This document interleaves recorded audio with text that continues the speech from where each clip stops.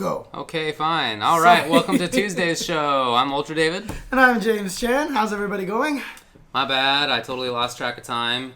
And then, in addition to that, it ended up being one of those heavy traffic days. You know, it all conspired again. My bad. You altered beastie. Only Rise from your grave. half an hour late. We're going to be talking about these things. Tournaments happened. We went to one. We'll chat about it. We'll talk about the Tekken DLC news, including our thoughts about some of that stuff. We'll discuss 5-5 matchup topics, including that, a couple other things, esports sitcoms, yada yada. Are we really going to talk about esports sitcoms? Good or bad? I'm actually out of space up there. TNT Climax. Right. Whatever, some other stuff happened too. Other news to discuss. But let's begin by talking about First Attack. Yes, Puerto Rico. We've been going for, 5 years now? This is the 4th or 5th year, something like that. Yeah, 4th or 5th year. We've been there many years. It's a fantastic event. We have been saying for a long time that it should be a Latin America regional event. You know, it should be part of the CPT, a premier event down there. Should have been premier, for sure. And it used to always be on Labor Day weekend. Yes. But this year, Capcom did grant it the premier status. Not only that, they also granted it as the Latin America Regional Finals. Yes. So for that reason, it was pushed back a little bit later so that they could get more points in Latin America. And now it was just this past weekend. Yep. And by and large, everybody that I talked to went there, loved it. Yes. Loved it. Yes. And that's been our experience as well. Mm-hmm. We've always had a really good time there. It was twice as big, easily. It was in the same location as it was in last year, but it was in one of those convention halls where you can bifurcate the room with a big, removable wall. Mm-hmm. And so last year that wall was in there. This year it was gone, which meant it literally doubled the space. And it still felt like just as crowded as before. Yeah, the previous year, it felt kind of... 2 years ago it was like the first time it was in that convention hall, it was super empty. Yes, it was much it was big, less dense. And it felt super spacious, and it wasn't good. Yeah. Like, it just felt like it was empty. But then it got bigger and bigger, and this year it felt like that full-on tournament. It was definitely a big deal. And most of the people I talked to were like, this is my first year here. A lot of the commentators, a lot of the players, and every one of them I asked was like, how was your experience? They're like, dude, I loved it here. Yeah. Because not only is Puerto Rico awesome, you're right next to the beach. The weather is beautiful. It's gorgeous. The convention center itself is not right next to the beach, which is where the convention center is where the tournament took place. Mm-hmm. The official hotel is on the beach. There's a big coastline there where there's quite a bit of a beach, and there's actually a private beach for that hotel. Mm-hmm. We were in a hotel right next to it, but there's still a lot to do right there. There were a bunch of restaurants and stuff. It's close to Old San Juan, which is, a historical area. It's really dense. There's a lot of places to go eat and check out bars at. A lot of historical stuff to see. There's an ancient fort up there that's been there for 500 years. Mm-hmm. It's wild to me how old the Caribbean is in comparison to Los Angeles. It always gets me. Everything's old compared to Los Angeles. 500 years. I'm like, wow. There's just a lot to do and see. It's really nice. The food in Puerto Rico? Dude, have you had the mofongo? I have had the mofongo. Have you had the mofongo there? I did. Because it's you should get the mofongo. I did.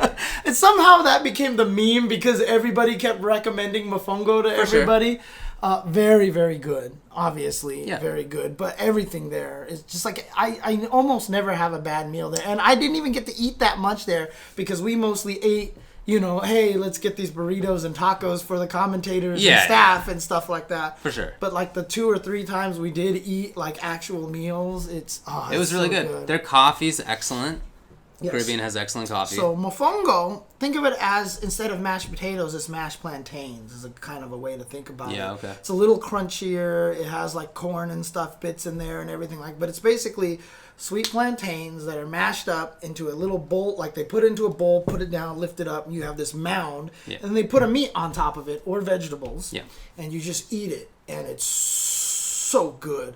Plantains basically are bananas. They're less sweet than bananas. Yeah. But there's a similar-ish taste. Yeah. It's Like, we didn't get a chance to eat any, but arepas are also similar. They're basically little tiny meat sandwiches. Like, almost think of like... Well, they're not similar to what? I was about to say they're like little, like, almost kind of like biscuit sandwiches, except instead of bread, they're made out of plantains again, right? So, and then you just have either carnitas or carne asada. Wait, arepas, the bread was plantain? Yeah, that stuff was just plantains. I did not remember that. Oh, yeah? Okay, cool. Okay. That's just basically it. The mofongo that we ate in that place had little corn bits in them, didn't they? I have no idea. Yeah, they were just more solid chunks of plantain that I mistook for corn. I really couldn't tell you. Okay. Anyway, it was all really, really good. I actually bought some coffee beans to take home. Yeah. The coffee's so good, dude. Yes, it's excellent. Excellent. Yeah, plantains are wet. So, fried plantains, like if you ever go to like a Brazilian restaurant, they'll have fried plantains. Oh, they're so good. Oh, I love them. I love Plantains are great. Yeah. No doubt about it. The tournament itself had, a bunch of different games. It was, of course, a CPT premiere, like you said, and the regional final as well. Event. It was a Dragon Ball event. It's Tenkaichi event. Tenkaichi event, you're right. And on top of that, they actually had a bunch of other stuff too. There was like a Fortnite thing going on. There were some shooters games going on. There was a DDR thing going on. Did you ever get cosplay stuff? Did you ever get any of the massages at the Duracell booth? I never actually did. No. 2 of them. Did you? Wow. Okay. There was a booth where there were free massages set up. Every year. Yeah. It's always that Usually Duracell that's my booth. jam. But to be honest, having done physical therapy every week, I've been feeling less like I absolutely need that. Okay. Yeah. Nice. Yeah. I like that. Less of a need.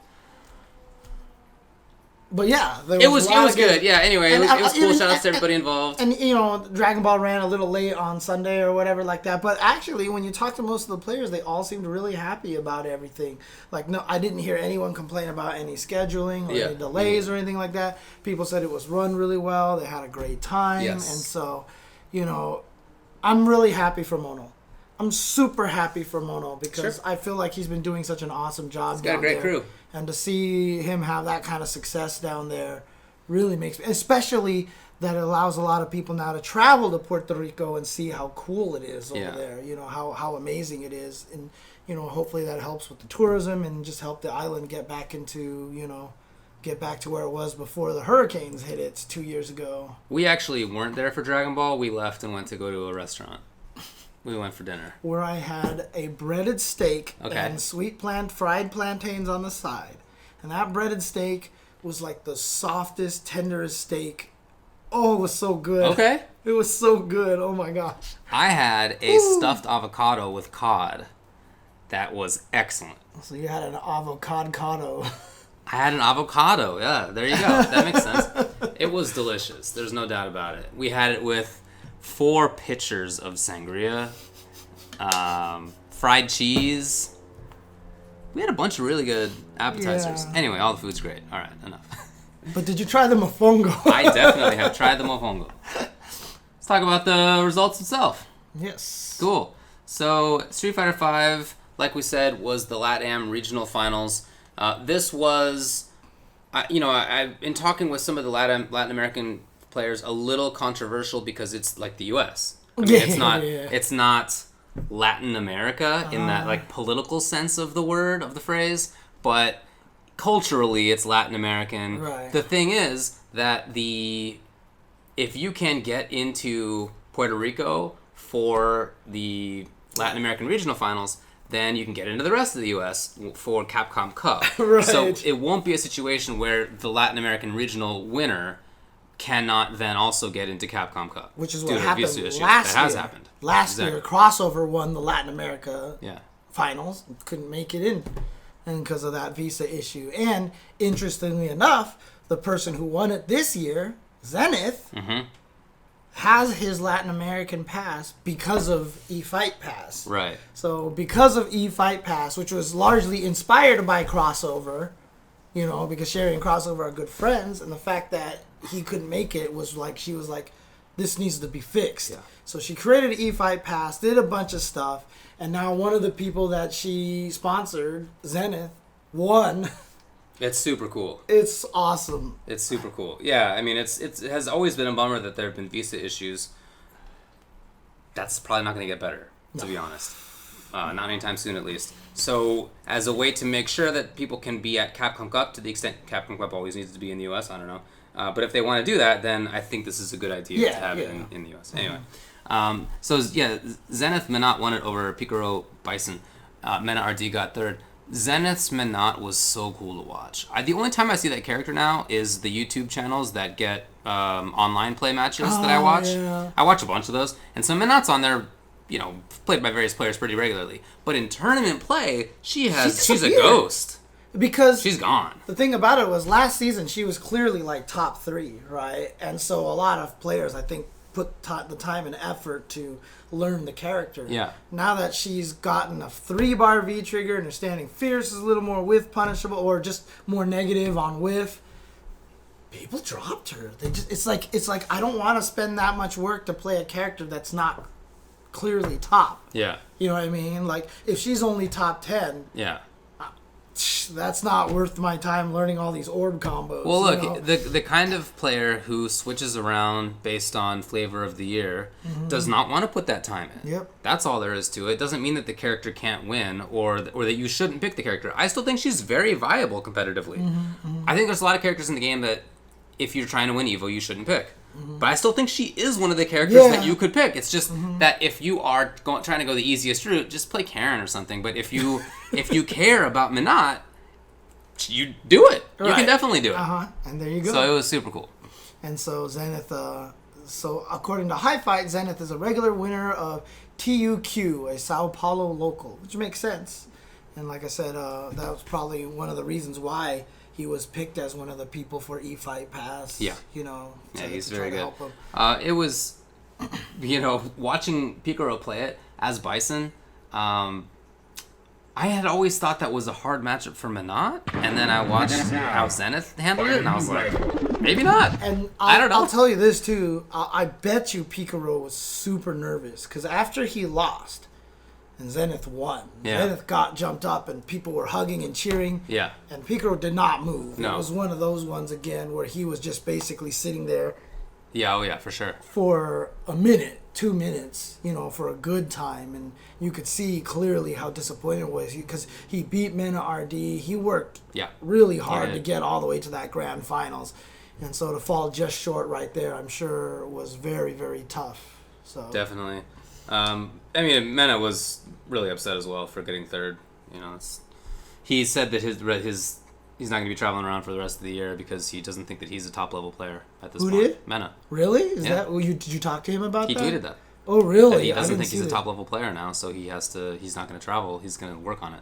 Oh, wow. Yeah. So interesting. We'll see if he sticks with that. That could have been like the post-tournament saltiness. You never know. I hope that he, figures it out, whatever. Because clearly Birdie is still a very strong. Birdie's like a top 10 character, right? Nobody thinks Birdie's bad. That's not the issue. I'm going to keep saying everyone's a top 10 character until I've named than 10 characters. Yeah, but he probably is. So. As far as the Open Premiere goes, Reciprocity Punk took it, whatever. Stealing people's points. Yes, he continues to steal the points. So he now has over 4,000 points on the CPT, by far the most. Yeah, he broke Tokido's record from, I think, a few years back, so...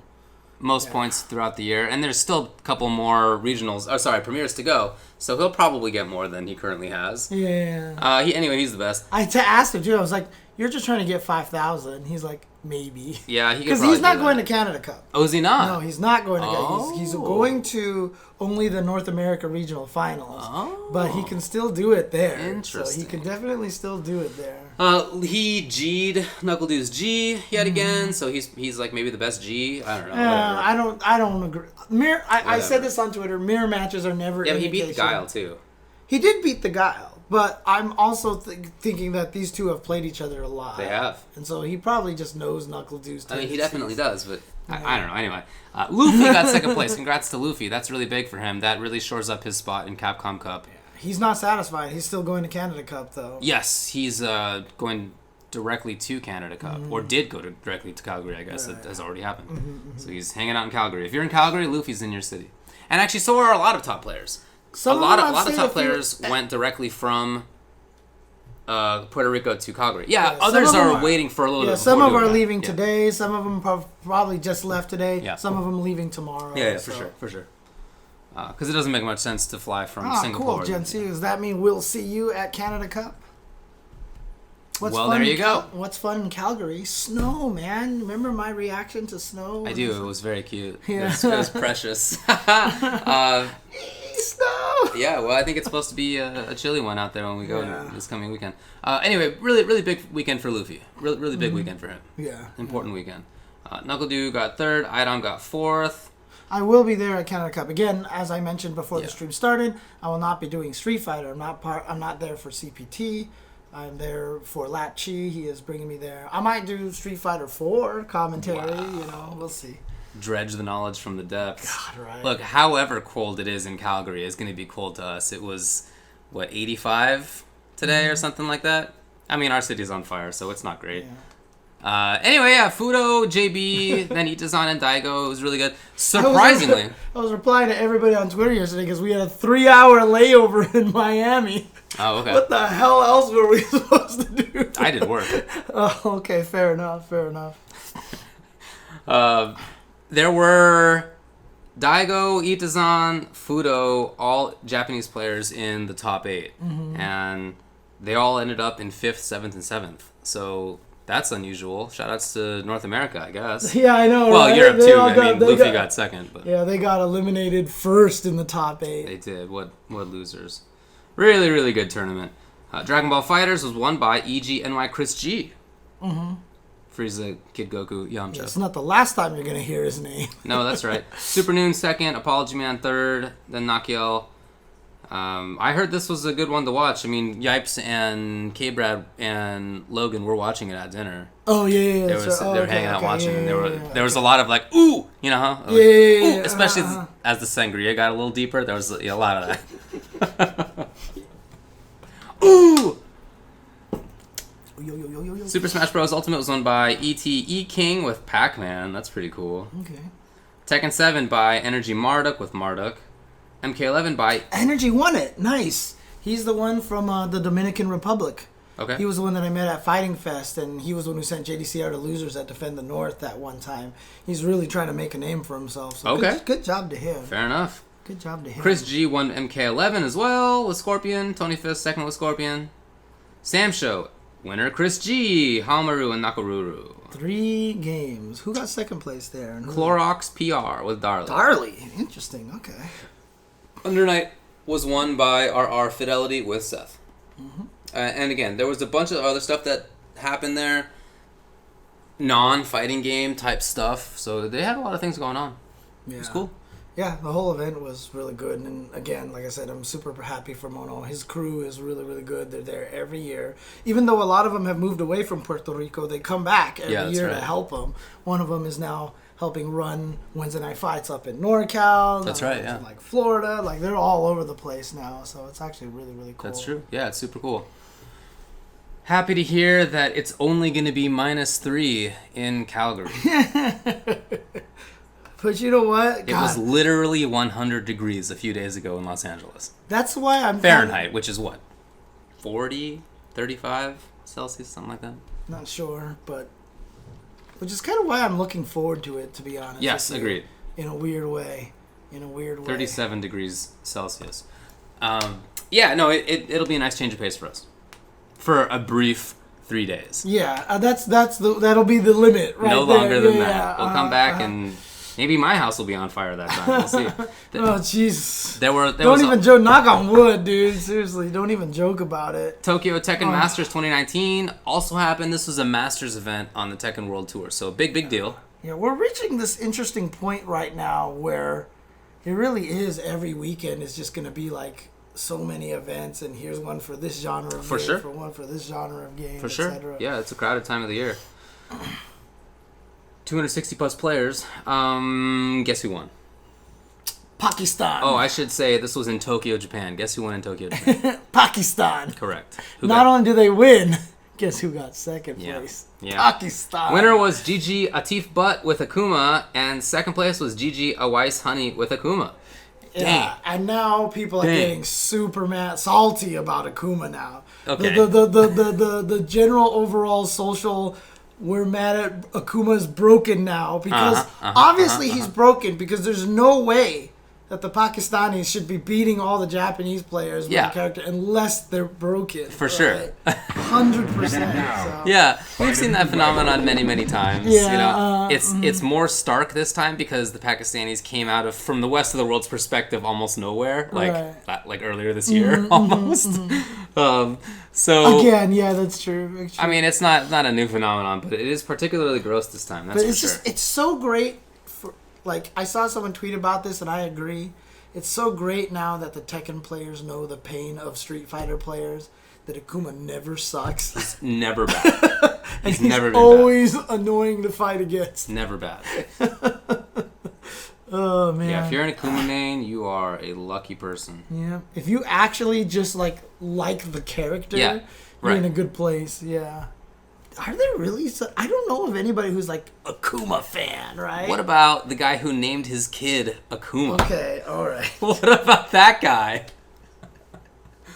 We know somebody who did that. It's true. This is very, very true. That's J.R. Rodriguez. Yes, Pikachu Akuma. Yes.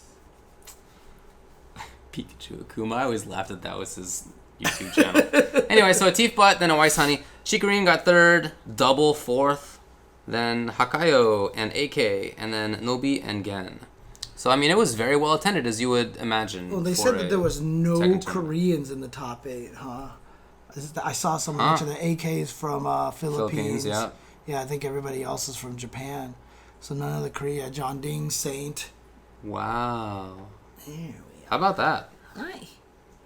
How the mighty have fallen, as they say. You know, seriously, before you showed up here, like it was like 4:30, I was like, I think it's time to get ready for the show. I'll start doing some stuff. I sat down on the ground. She jumped in my lap and didn't move from that spot until like 5:20. Because she was just sleeping there. I know how that goes.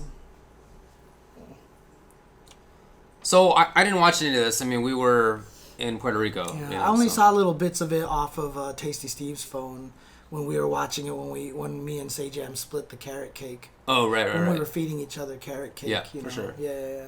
And licking each other's forks and stuff. You know, those tacos I had were even good. Like, there was a big market that had all sorts of different foods and stuff. And the only place that was still open was this Mexican joint. And even that was really good. Yeah, right. Man, they have good food there. All right, there you go. Anything else to say about Tokyo Tekken Masters? Oh, they actually lost a lot to each other. Like JDCR eliminated John Ding and stuff. Okay. Okay. And nope. Go ahead on to the next one. Okay. So Climax of Night rerun happened? Yes, this past weekend. Okay. Second Climax of Nights. Shoutouts once again to Shinobi for doing an amazing thing for helping this event grow. I mean, because they did it the first year. Dang. Under Night had 237 people. Mm-hmm. Wow. That's a big deal. That is a big deal. It's a big deal. Yes. And yeah, he did such a good job last year. He ran it again this year. This is only its second year, and it's really just helped Under Night. I mean, it was one of the reasons why I feel like it kind of got into Evo and stuff like that. Sure. Because Climax of Night, was help promoting that, and every year it just kept getting bigger. And now sounds right. There's a Uniclear coming out, and it's going to be on Switch as well. The best system. Breaker Dave won. Good job to Breaker Dave. Red Blade got second. Then J3. Then Climax is going to be capped on entrance next year. Squish. And then Ace King Offsuit says that Melty Blood had 104 entrants at Climax of Night, and Street Fighter V had 97 entrants. I mean, that makes sense. Oh, they had a set 5? Yeah, that makes sense. You wouldn't expect. Yeah, Melty 104. Yep. It was won by Fahugla Gods. I don't know. We only have the Smash GG. Where is this? Right here.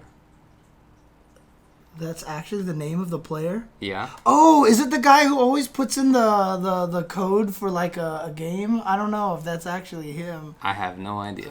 Okay. Oh, it's a Strong Bad reference.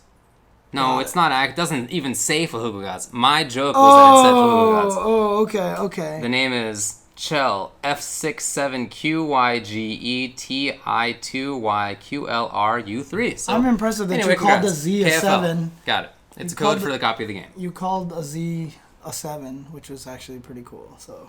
Oh. Yeah, my brain mixes those up all the time. Oh, really? And Fs and 5s. Oh, I can see that. They're like in the same category. Yeah. You know how I've told you that I recognize words by the shape and stuff?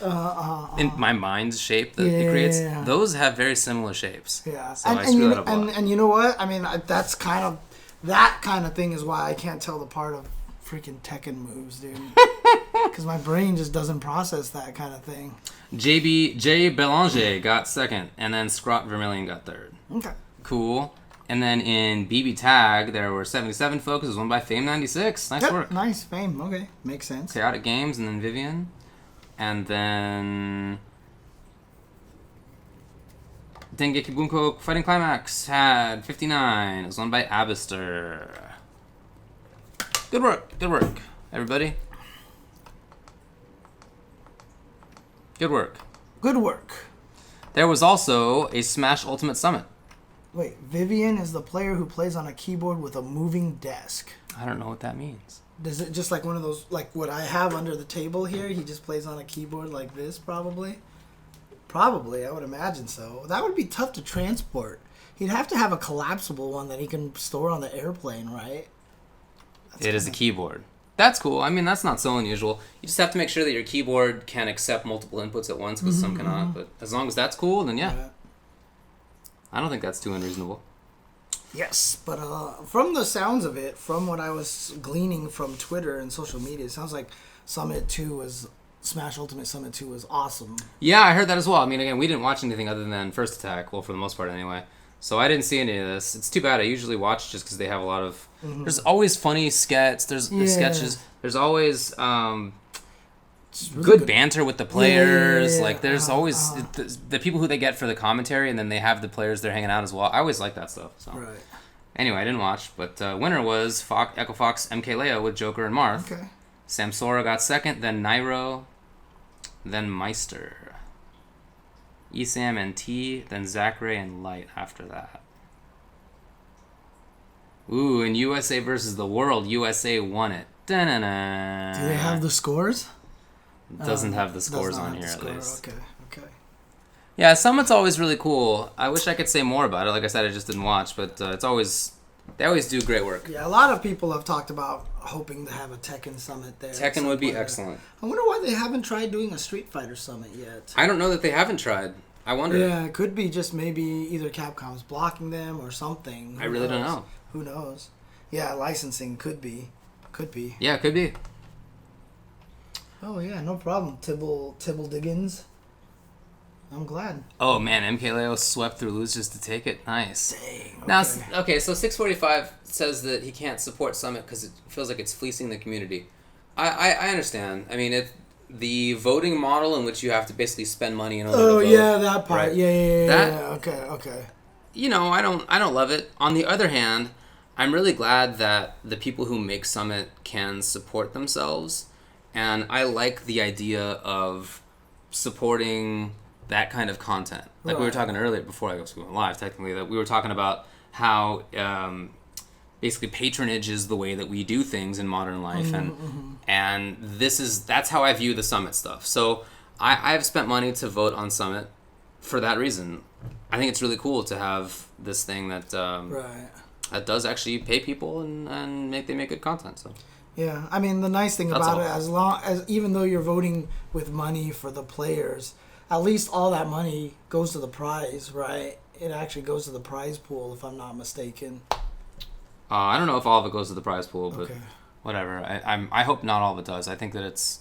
I want the people who make that to make money. Yeah? Why not? I don't know. Don't you think that's good? I mean, it is good, but it's just like... It feels like such a bold statement in the fighting game community these days. I've been saying that. I know, but nobody wants anybody to make any money. It's crazy. I mean, I wouldn't have said that 15 years ago, but I've been saying that for a long time. Mm-hmm. As I grew up a little bit. Then Street Fighter League. The current team on top is Gale, which is NuckleDu, Rob TV, and Shine. Then Strider, Tommy Two Step Mojo, which is Storm.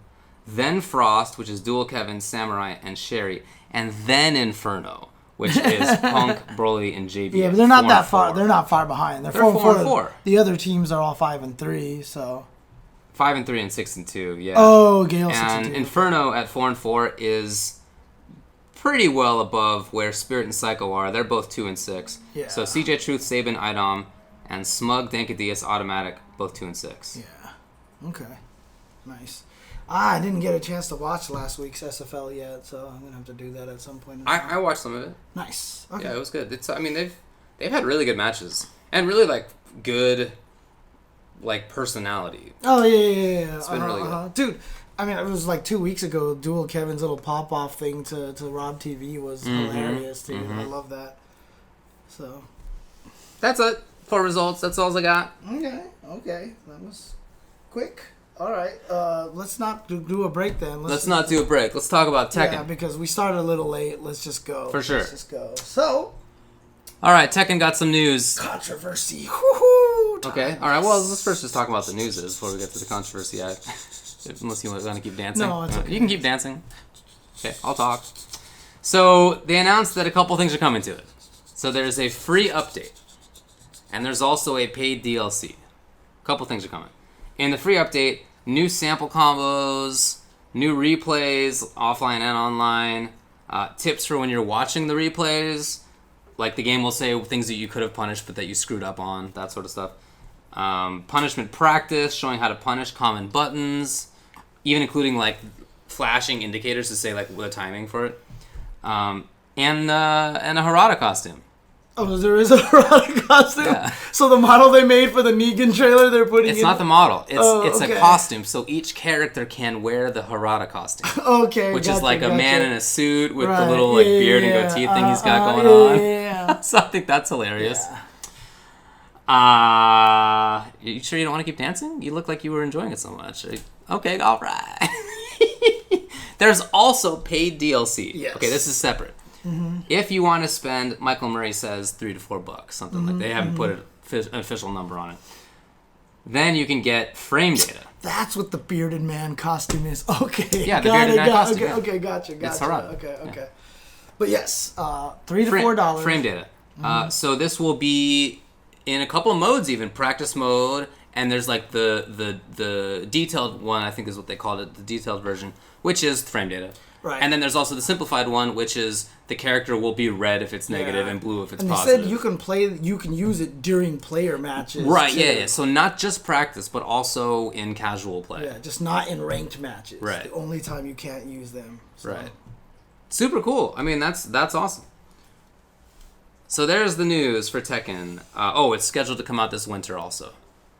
So we have like kind of a little bit of a guess on when it'll come out. I'm so happy. I'm so happy.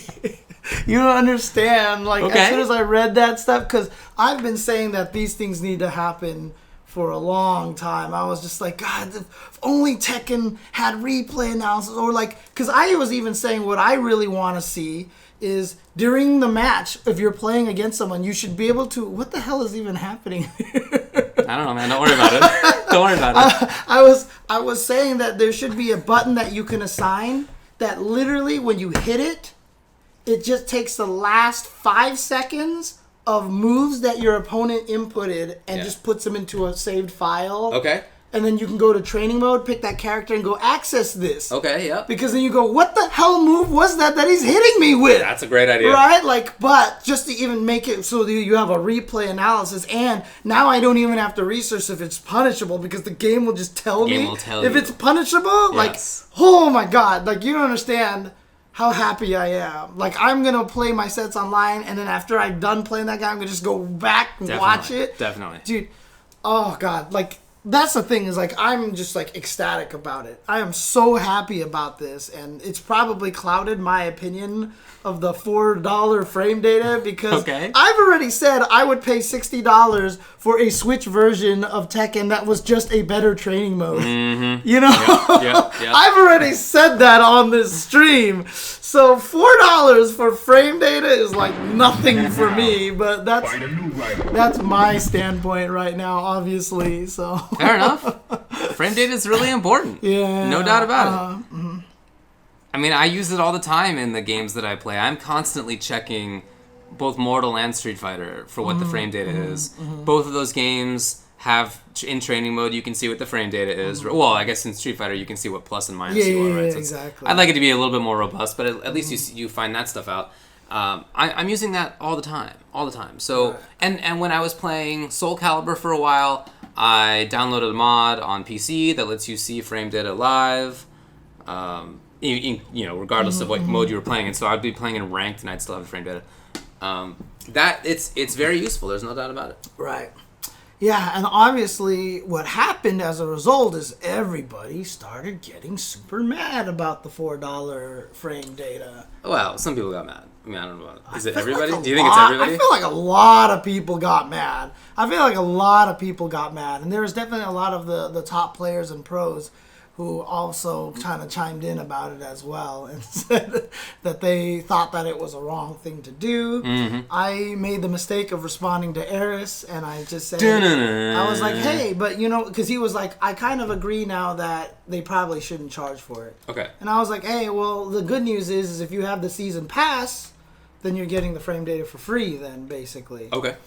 And then everybody got pissed. You got? Because they were like, it's not free if you're paying for it already. Well, I guess, yeah. And I was like, then technically nothing's free, right? Because then if they didn't charge anything for it, it's not free because you paid for the game, right? I mean, you already bought the game, so it's not free even if you release it like that. That follows. And I was saying, like, if you go to a store and say, like, hey, I'm buying this pair of sneakers, right? And the guy's like, okay, cool.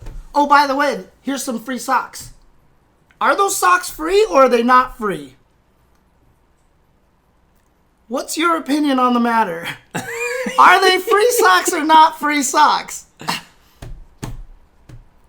If you are already planning to buy the shoes without knowledge of the socks that you thought that your money was worth for those shoes that you are paying exactly how much you're paying, and then the guy gave you socks on top of that, are those free socks or not free socks? But I wouldn't have gotten the socks if I hadn't spent any money. Right.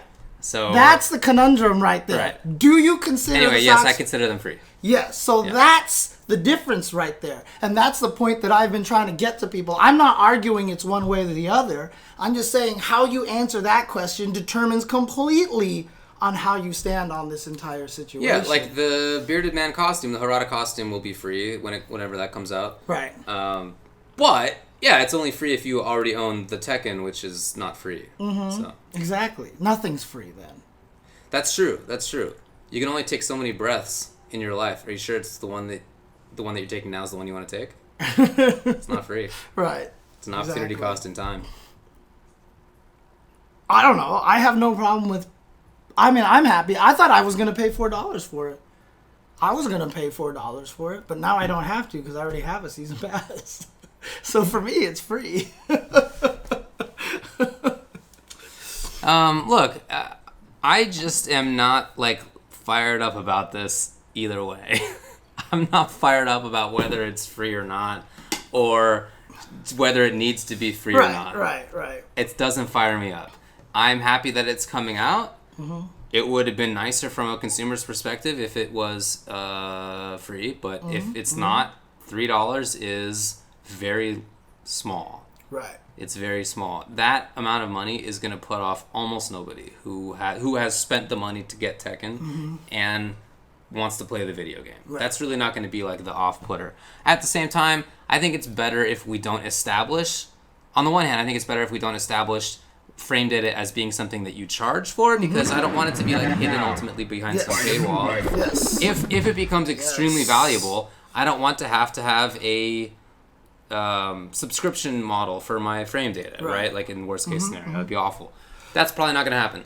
At the same time, I like the idea of it being paid because I hope that this would, if it's successful, make it clear to the developers of both Tekken and other games that it's worth bringing in frame data. I've talked many times about how I think that Mortal Kombat putting in all the stuff that it's put in is like why it ultimately ended up being the best-selling game of the year. They've put so much stuff into it, and people like that, and over time, it's been more and more popular, right? Also, though... frame data is part of that. Right. It's part also, at what cost, though, given the stories coming out of NRS, right?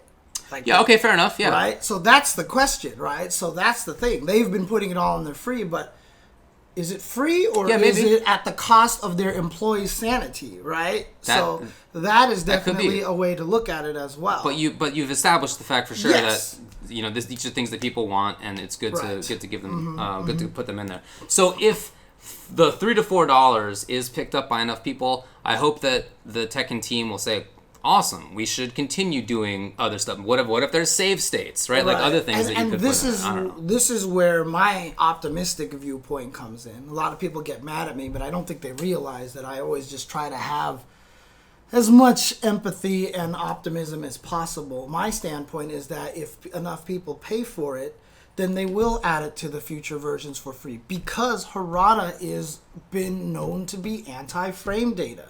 He says he doesn't want frame data in the games. He says he's afraid it'll like be too confusing for people and stuff like that. He doesn't want to put it in there. And so if now everybody's like, oh, thank you for putting this in there, he's like, well, okay, I guess the fans want this. Let's put it in Tekken 8. Now, here's the thing. If they charge for frame data in Tekken 8, I will help Riot with everybody, because then that's messed up, right? In this situation that we have right here, I feel it's different because of the story, the history that we do know about it, and the fact that they're kind of adding it in afterwards, right? If they had added it in the beginning, they could have built it in there. It's like rollback netcode, right? It's probably not as easy as everybody thinks. Not to get the frame data information, but to implement all the new modes and everything like that. And they probably got it backwards. Because almost everybody that I've talked to had said that they would have been willing to pay for the training tools and not the frame data. If the frame data was free and the punishment tool and the replay analysis was $4, they probably would have been more willing to do it, because those things are learning tools, so it feels like you're paying a coach, whereas frame data is something that should be freely available to everyone. It should be standard. Right. To me, it's an interesting thing because frame data is already free to everybody. Yeah. It already exists out there. There's plenty of resources for it. So Tekken 7 Chicken is the thing, for yeah, example. technically you can get away without paying for anything right now, right? It's not even people calling it pay to win. It's really pay to be lazy, right? Just to be able to look up the information in the game as opposed to... Look, I mean, as... I oftentimes still check the website or an app for frame data in Mortal Kombat and SF5. Even though I can easily go into the game itself and find that stuff out, I'm not always at the game. It's still useful to have these free tools elsewhere. I would be really upset if the fact that they are selling this service means that they would shut down things like Tekken 7 Chicken or the same kind of thing in other games. Yeah. If they end up shutting that stuff down, that's the time that I'm fired up at that point. I don't see an indication that they'll do that. They better not, and I hope that they don't. But I also haven't heard that there's any talk that they even are thinking about that. So, but that's the point where I would get upset. Them just selling it seems fine to me. If frame data was displayed and freely available, every single player would easily have the answers to moves and situations an opponent can throw at you, basically, Harada says. So it's less about confusing, but more that he wants, I guess, people to learn through just playing or something, or he just doesn't want people to study the math and already know the answers. What a bad take. That is a bad take. That's a terrible take. Because it's all out there already anyway, right? You're not going to stop anybody to do that. What a bad take. You're not going to stop. That's such like a 1990s video game developer take, Somebody who's been developing video games. Basically during Street Fighter 4, they didn't ever want to put the hitbox viewers on like Street Fighter 4 because then they were afraid like other games could copy them or whatever, blah, blah, blah. And it's just like... It's like, whatever, dude. It's all in there. We can hack it in there for free, basically. So. Well, yeah. So I do use mods on PC where I can see all that stuff. Exactly. Sure. Yeah. Dude, people used to sell computer printouts of Mortal Kombat fatalities in arcades. Right. People have sold my XVSF FAQ to people in arcades. Wow. I had someone come up to me. They're like, "I'm sorry, I've actually like." Sold they told you? Yeah, they've told me. And then someone even showed me that in Brazil. Someone took a magazine. I have the PDF. Okay. Literally just reprinted my FAQ word for word in their magazine. They just copy and pasted it right in there. So. Hilarious, but also kind of crappy. Yeah. I mean, I found this out like 15 years later, so whatever. Definitely whatever. 10 years later, but still, you know. Well, they infringed your copyright, so you have rights. Yeah. Maybe in parts of it at least. Probably not the whole thing. But here's the thing. The backlash to this has been so high, and I've been feeling this, right? And the people who are willing to discuss with me in a logical sense, we've come to terms with a lot of things like, okay, this is how you view it, this is how I view it, blah, blah, blah, totally get it. Okay. And I totally understand why everyone's mad. And I think that everybody who's mad should absolutely vote with their wallet. Don't buy it, right? That's how you're going to tell them that this is like the worst idea ever, is just don't buy it. But my fear, and I don't want to make this sound like you better buy it, my fear is that Harada will be like, see, nobody wants this, so we don't need this in future games. The dollar is a very blunt instrument. Yeah. And it's hard for people to know whether you're boycotting or whether you just are not interested. Right. And that's the problem. However, because the social media has been so loud about it, and I know Michael Murray's been catching a lot of flack on Twitter about it and stuff like that, I don't think that they would, if no one bought it, I don't think that there would be any confusion about it. You know, unless someone just really wanted to be blind about it and be like, nobody cares about frame data, see, no one bought it. You know, if other people are like, look, people literally are boycotting this because they're mad that you're charging for it, right? But again, if you told me, James, I don't agree with you, I don't want to buy this is stupid, I'd be like, that's fine. Yeah. Yeah, again, it doesn't super fire me up either way. Right, exactly. People just got mad at me because I called it free with the season pass when they're saying it's not free because you paid for it. And they have pointed out that one of the bullet items on the season pass thing is feature. You're getting a new feature. Okay. And so they're saying that's probably what it was. So it was advertised on there. So it isn't free because you were paying for it since the beginning. Wait, what? What's the logic? That on the thing it says that you're getting a new feature. Okay. Season pass includes a new feature. Okay. So if this is what is the new feature, then you knew about it all along, and that was part of the value of you paying for the season pass, so then it isn't free. So then the socks analogy that I have is not correct, because then it was, you're buying shoes and it says comes with a free gift. You don't know what it is, and then they give you socks, and you're like, oh, okay. But if that free gift is what spurred you to buy the season pass, then clearly it's not free. Well. But if you even expected the feature to be something if even quality and not like a Tekken photo mode like I probably thought it was when I saw that word, then you clearly cannot choose the wine in front of me. I see. I see. I'm very pessimistic about the ability of the dollar to express value. I don't think it's very good at that. Yeah. But that's all we got, so.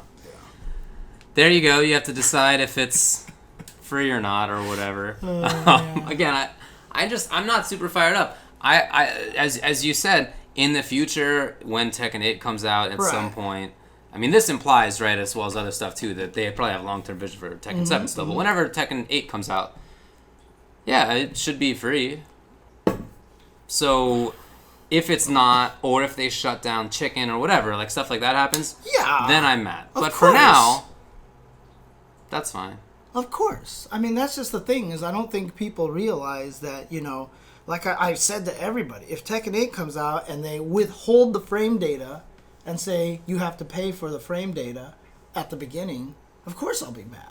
Like, this is not the right precedent to set. Yeah. This is a dangerous way to go. And, you know, I understand people being very pessimistic with corporations, that if everybody buys it, then they'll see, oh, this is a way to make extra money. Yeah. They'll do it again. Maybe. Yeah, I mean, it's all speculation both ways, right? One, it's speculation both ways. And two, I wouldn't have ever expected a dev to fly a developer to France to fix input lag and then give away Season 1 pass for free if you or if you ordered it. You didn't even have to download it. Like, you could just download the season pass, like, in the first 2 days. Yeah. Like, if you told me that a company would ever do that, I would, like, most people would be like, what? You don't know companies, James. You know? Sure. I just want to be optimistic. I want to be optimistic that this means that they will try to put it into Tekken 8 for free. If it turns out that I'm wrong and Tekken 8 comes out and they start charging for frame data, I will eat crow. I will gladly admit I'm wrong. Well, and I'll be mad about it. There's just no reason to take a position on that. Right. Like, it's a what if. Mm-hmm. I don't see any reason to take a position. Other than the fact that, obviously, there's no ethical consumption under capitalism. But other than that, there's no, you know, yeah. Yep.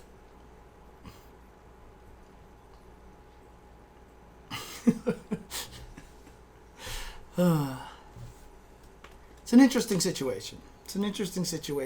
It's unfortunate, and it was 100% the wrong thing to do, because clearly the backlash is not good. I've never seen this much anti-Tekken sentiment in my life. You know what I mean? But like, I very rarely see this many people mad at Bandai Namco. I just don't think it's going to be something people will remember in the future. Maybe. If they end up charging for this kind of thing in all future games, then I remember this as the genesis of that. But that's, I don't know. If they don't, then nobody will remember this. So right. I just don't think it's that big of a deal.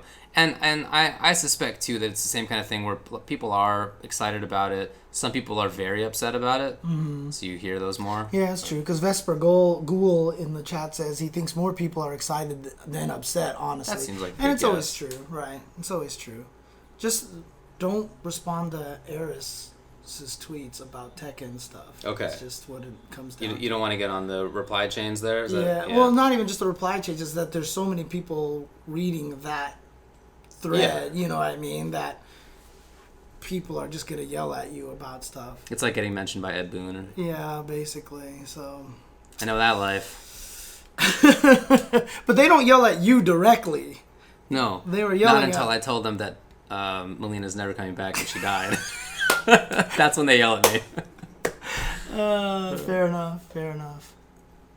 I mean, look, there are some legendary screw-ups that, like, Street Fighter V went through. Like, Root Kid is not something you forget. Is this at that level? No. No. Come on. No.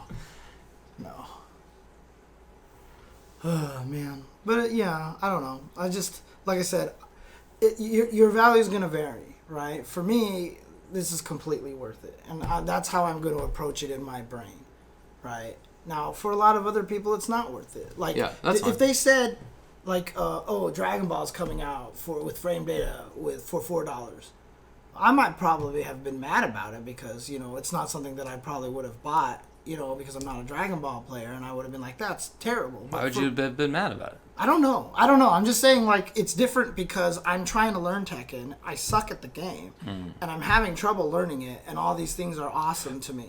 I'm not trying to learn Tekken. Right. Mm-hmm. And I'm happy for the people who are. Mm-hmm.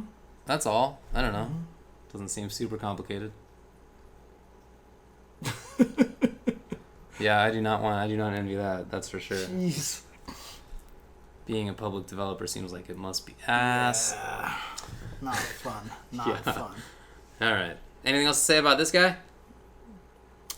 Yeah. And by the way, we should also mention that a lot of people who have said that, Tekken having more moves makes putting all the frame data in the game harder, thus justifying the money, do not have really an argument. It should be programmatic. If you're doing it right, if you make it work for most, like, a few moves, it should just spread and automatically work for every move. It should if you're doing it that way. If you're not manually entering all the numbers in there by yourself, Yeah, which would be a bummer. Which is how Street Fighter 4 was coded. But anyways, and was definitely how previous NRS games worked. Yeah. Mm-hmm. Yeah. Because they would update the patches and the numbers would not get updated as well. That did happen sometimes. Mm-hmm. Yeah, you can't do it that way. So they'd have to, if they're implementing it right, it's definitely built into, like, they'll have to work it into the moveset files. And in fact, people on the PC have done it already, right? They already have the information, like, this is punishable, blah, blah. They've already done that. For sure. Mm-hmm. Mm-hmm. Yeah, it's true. DOA has had it forever. The frame data forever. DOA has stuff, yeah. And again, this is a topic of conversation as well, is should all this information be in the game in the first place? I think they should. It should, of yeah, course. Frame data should absolutely be there in the game at all times. Hitboxes should be there. Yeah, hitbox viewers should be there. All that stuff should be there, and they should work like what Tekken's doing in like non-ranked matches. I even feel like you should just do it in ranked matches. Yeah, why not? Who cares, right? Yeah. Like, you're gonna force people to play regular player matches to learn all this stuff, and then go to the ranked matches, and it's like studying and then going and taking the test, right? Like the test is the offline tournaments, right? Like or online tournaments, right? That's the test.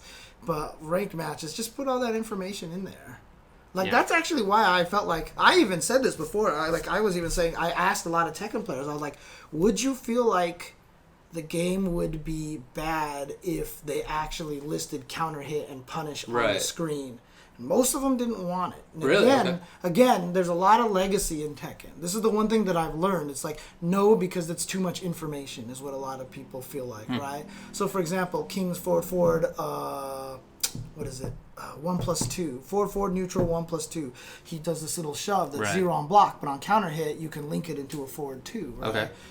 I can't confirm that at all. Right? Okay. But if I had a counter hit message, 100% I could confirm it. Okay, yeah. You know what I mean? So, like, I think that's kind of one of the reasons why they don't want that kind of stuff in the game. So. Well, I'm not a fan of that mentality. Yeah, I want the every info. game with the punish. Yeah, I want the info. I want punish on every game right now. And like we are relatively experts, even you in Tekken, compared to people who are trying to like learn a fighting game for the first time. We are experts, and we still want all that stuff. If you're some newbie who has never played a fighting and you're trying to get into it now, right? Imagine for them how valuable that stuff is. But see, here's the question, though. I really wanted to put this tweet out there, but I feel like because I've been talking about this frame state stuff, my poll would be very tainted. It just wouldn't be like, it wouldn't be an honest poll. Sure. But I just want to ask people who are in bronze rank, who are in silver rank, how many people actually turn on the color frame data stuff, and the frame data information in Street Fighter V? Among people in those ranks, yeah. Yeah, in those ranks. Or if you're a Tekken player, how often do you turn on that blue thing that happens in training mode right now? There's a blue thing that your character turns blue until they're neutral, so you can see who recovers first, basically. Oh, okay. Right, that exists. How many casual Mortal Kombat 11 players go and look at the frame data numbers? I don't know. Right? I would bet you it's very, very low. I could see that. I bet that. you it's very, very low. So even if you add that stuff in there, I don't think it is for beginners. I don't think that information is useful to beginners. Because... Yeah, true beginners, you're probably right. Yeah. Probably right. But once you're starting to get good, obviously, it's very useful. It's very useful. So Yeah, that makes sense. Yeah. Yeah, see, Bronze Ryu, he doesn't turn it on. So it just depends on where you're at, right? Okay, so in Bronze Review does do the color thing in training. But how, do you understand it? How much do you understand all the color stuff, right? I'm sad that Street Fighter put all that stuff in there with no explanations either. And I also hate the fact that a lot of the times the moves will be like -8 and you can see it for like a total of 3 frames and then it goes away. That has been a thorn in my side as well. Yeah, you're just like, wait, what? Do it again, do it again, do it again. Yeah, so for a while when I was breaking down V-Trigger 2 cancel plus and minus on Zangief, I literally filmed all of it, every button. Yeah. And I filmed it all. And then in order to find out what was plus and not, I had to frame by frame go through and see. It was really obnoxious for sure. Yeah. Anyway, I agree, Beansy, that the distinction between beginner and casual is a good one here, where a beginner may want to put that stuff on, but a casual would not. Right. Mm-hmm. That's exactly. okay. That's exactly. Well said. Mm-hmm. Anything else here? Not really.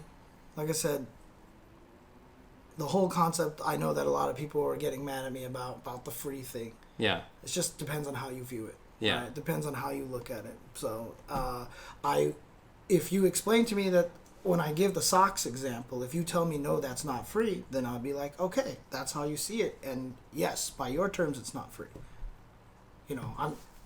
We'll just agree to disagree kind of thing. I don't think either way is right or wrong. Let's put it that way. Yeah, so. I think that's fine. Mm-hmm. I agree with that. All right. Okay. That's all. All right. You want to take a break? Sure. All right, let's take a break. We will be right back, guys. We're going to be talking about 5-5 matchups. Like, I have to look them up. Oh, okay. I'll be back. All right. We'll be back. Later. Bye. See ya. Later.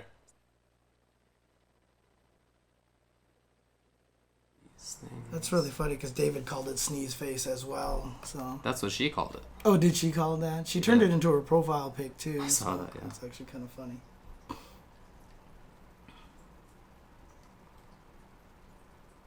Yeah, the dynamic frame data is really cool. Crispy loves you in Street Fighter V because dynamic frame data means when you do it meaty, you can see the true numbers for it, right? One of the tough things about having just frame data in a table is that you have to calculate meaty stuff yourself, right? Yeah. So, but I mean, it's usually pretty straightforward on how to do it, but someone has to explain it to you, which is the hard part. So, that is Zenith. That is the man who won the the Latin America qualifiers. That is Zenith. Does he look like Ray Ray? He looks like... I mean, if Ray Ray had Like super Ray curly Ray? hair, maybe. But I think I don't think he looks much like Ray Ray. I think the hair throws it off. Did I commentate a Kichipamu match? I don't remember.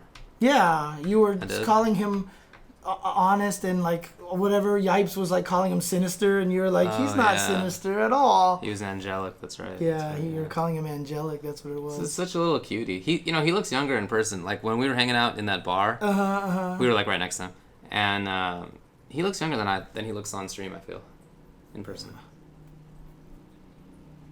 He's so good though. He's so. Oh good. yeah. I'm sad. He did get 20 points at I know. So no, he's no longer at 720 points. He's not 720. All right. What do you got? No, I'm just gonna mute somebody right now. Yeah. No need for that. Yeah. Plow. There you go. I should buy everybody the frame data DLC. Maybe I'll do that. I'll give away frame data DLC on my stream. That actually would be kind of funny. Raffles, exactly. I might just do that, actually. It might be funny. It'll cost a lot, but still. Which of these three do you want to do? How can nice. Finding character design is really interesting there. Really win conditions. Oh. I kind of like that number 3. All right. So how about number 3 be like the Ultra Chen pick, and then I don't know. We didn't put a poll out there, so. Do you want to do a live poll? Sure. That works. Sure. Okay. That's a good idea. What's up, Jasmine? Hi, Jazzy. All right, the thing's done. The thing is done. All right, you ready to come back? Yes. All right. It's a cat. It's a cat. We have been catted. It's a cat. Oh, my wife said that today is like National Cat Day. Yes, I put out a tweet for National Cat Day. So. National Cat Day. Why is that a thing? Who made it National Cat Day? Every day is National Cat Day. She won't let me. Oh no, the claws are out. The claws are out. Yeah, and she ran away. Okay. Oh man, you gotta get some trimming action, man. Dude, I can't trim their claws. I have to take them to groomers to do it. Every time I try to, I have almost died every time I try to trim their claws. You should get like a beekeeper suit. Dude, seriously. Because the thing is, she's one of those cats that if you ever try to hold them still, she gets really nervous about that. Got it. I cannot hold her still. You know what I mean? If I like pull it out and I start pulling the things, all of a sudden she's just like twisting and like it's because then every time I do that, it's either to feed her medication or to put flea drops on her neck or something, and she hates all of it. And then the claws and Fair then enough. Okay. God, it's painful. So I forgot to put out a request for 5-5 matchup topics until today, on account of traveling so much recently. Okay. And so, like, at noon, I asked, and people did send in 3 topics. Okay. Did you check, like, all of the old, like, YouTube comments and all that Yes. stuff like that? Okay. I did.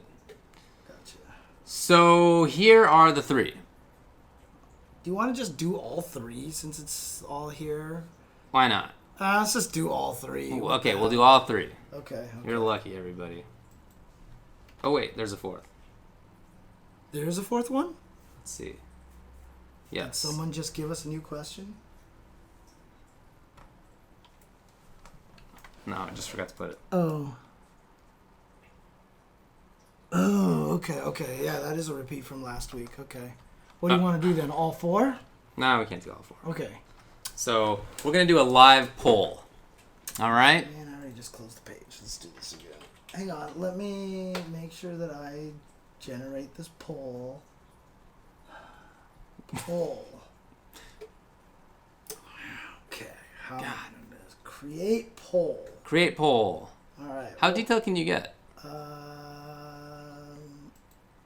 I don't know. Let's find out. Okay. All right. So, topic 1. What skills are required to be a top player in multiple games? What makes people like Justin Wong, Chris G, Sonic Fox, Ryan Hart, etc. special? How does this work? Do I I think maybe press enter to go to the next line. Or that, or maybe... Well, I'm just trying to figure... Oh, I see. Maybe comma? No comma? No. Maybe the down arrow? Yeah, let me see. Oh, I guess I can't put a space, or... All right, let's do 1, multiple game skills. There we go. All right. What's number 2? Okay. How can Rest Coast be hype again? Can Rest Coast be hype? Oh, boy. That's tough. Oh, yeah, that's actually it. Oh, I can't put a question mark. Okay, that's the problem. All right, what's number 3? Fighting game character designs are more interesting than ever, but the only win conditions we see are KO, timeout, and ring out. Is there space in the genre for alternative win conditions? All right, win conditions is what I'm putting down. Okie doke. What's number 4? What do you think of more recent games simplifying legacy character inputs? Legacy inputs. All right. Like Vega being Right. directional moves instead of charge moves in SF5, for example. So how do I... Oh, I see. I think these are the ones that they actually have to type to put in there. That's super long. Yeah, okay. So I'm going to shorten these down just a little bit. All right. So read number 1 again so we can remind people. What skills are required to be a top player in multiple games? Skill. What the heck? I don't know. That's weird.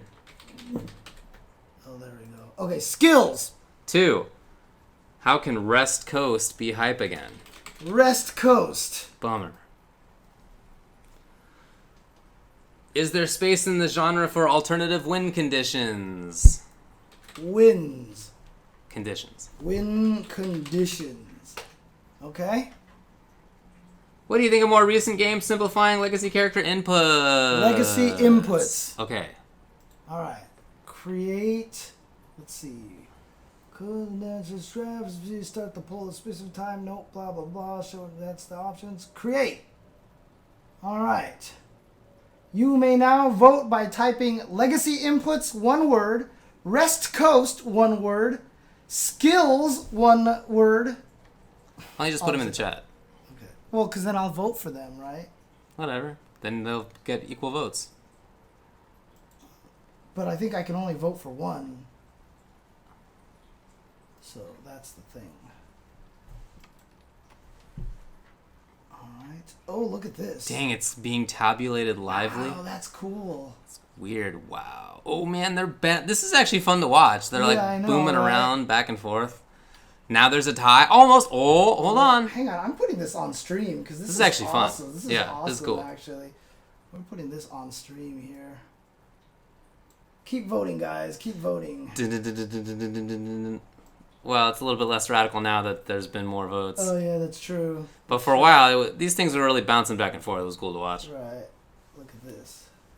These are the ones. What do you want to hear? 9%. Dang. That one's getting killed. 10%. Rest Coast. What do you want me to say about the Rest Coast? Oh no. Other than it sucks, basically. In the meantime, we will be entertained. I'm gonna vote. In the meantime, I have cat Okay, wait, hold on. Leave it up there? Okay, cool. I'm putting this and cat cam, so you have two means by which to entertain yourself as these. All right, we have officially voted. With my vote counting for 1 vote, Moobot tells me.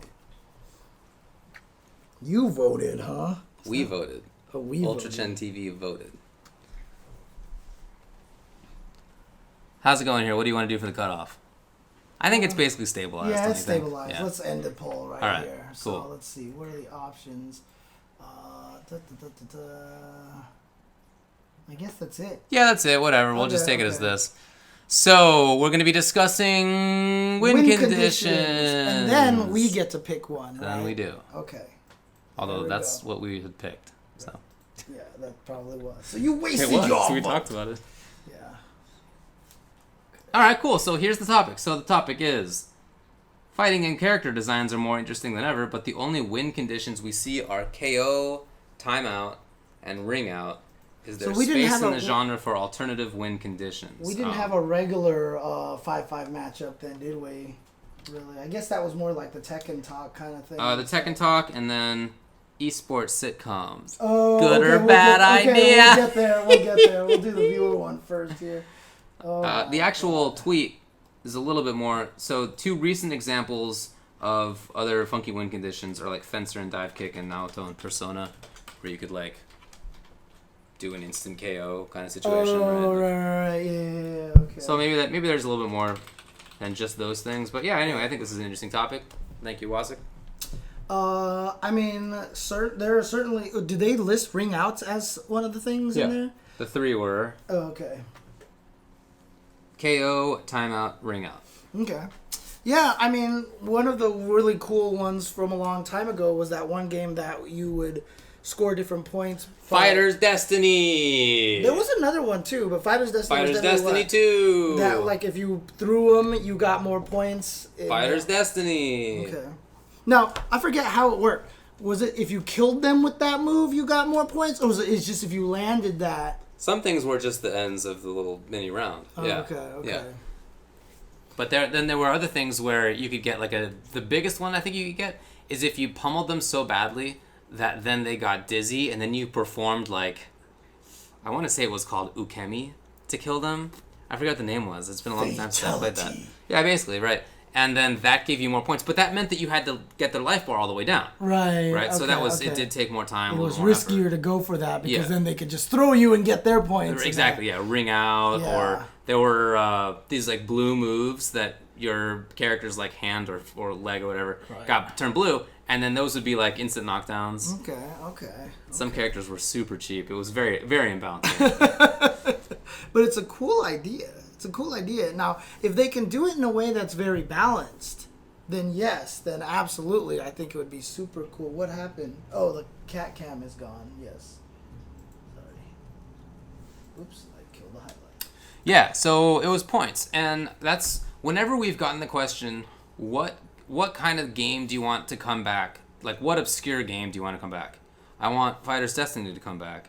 It's always my response. Because I liked that idea. It was a very imbalanced game. Right? There's a bunch of problems with it. But that idea was so unique and so interesting, and I'd love to see it explored more. Right. I've always said that that's something I mean, I'd see more. Even the very first fighting game of all time, Karate Champ, you got more points based on how you hit the opponent. Like if you hit him with like a jump kick in the head, you got more points than if you just like kicked him in the foot or something like that. For sure. Right? So just like in competitions. Yeah. Mm-hmm. Yeah, absolutely. So, I think that would be kind of a cool idea. Like, you could literally just make like a fencing fighting game or a new Karate Champ that is just a one hit, you win and get points. And then that's kind of a different system, you know what I mean? That it's just a very defensive game. That'd be really cool to make a new Karate Champ, actually. That's actually kind of sick. Well, good luck on that. Yeah, anyways. No, I do think that there are more things that you could do, or I'd like to see more. I don't know what they are. I'm not a game designer. Yeah. But I would love to see more for sure. I think that it would be fascinating to see things like that. I really like characters like Naoto in Persona as an example. And I played her in BB Tag for a little while because I like the idea of having conditions that you set up that then do things. Right. It's part of why I like Crushing Blows so much. It's part of why I liked the gem system, as obviously problematic as it was, but gems in Cross Tekken, where the conditions thing that are not, it's not the usual stuff that you have to pay attention to. It's how many throws have I gotten, right? Like that kind of stuff. The critical blows in Soul Calibur, right? Yeah. Lethal hits, yeah. Yeah, and actually, Smash Brothers did a lot of really interesting things. So obviously they have the timer version of the game, which is different win conditions. It's based on how many kills you get compared to how many deaths you get. There was the coin version. Right? Classic. Yeah. Wasn't there like one moment where when you hit people, like it put flowers on their heads or something like that? I have no idea. That sounds great. I can't remember now, but... You know, I have thought about these kind of things before, doing stuff differently, because I had thought about making it a game where, for example, the win condition was simply push the guy into the corner. Okay. Like, it didn't matter how much damage you did or whatever like that if you push him to the corner. But if you push the guy in the corner and they threw you backwards into the corner, they get the win. And so you kind of play this very interesting, but if you can bounce them into the wall... boom, you win, right? So it's more of like you learn the spacing kind of thing like that, right? So that I was thinking of different modes to help educate people and stuff. I don't know if you could build a whole fighting game off of these ideas. I think that would actually be kind of cool, right? It would also be kind of cool to make these modes in existing fighting games, right? Because then you can learn different skill sets and stuff like that, right? Like if you did build that, because that was one of my ideas, if you built that into Street Fighter V, that would teach you about being aware of the corner. Sure. Like, and now...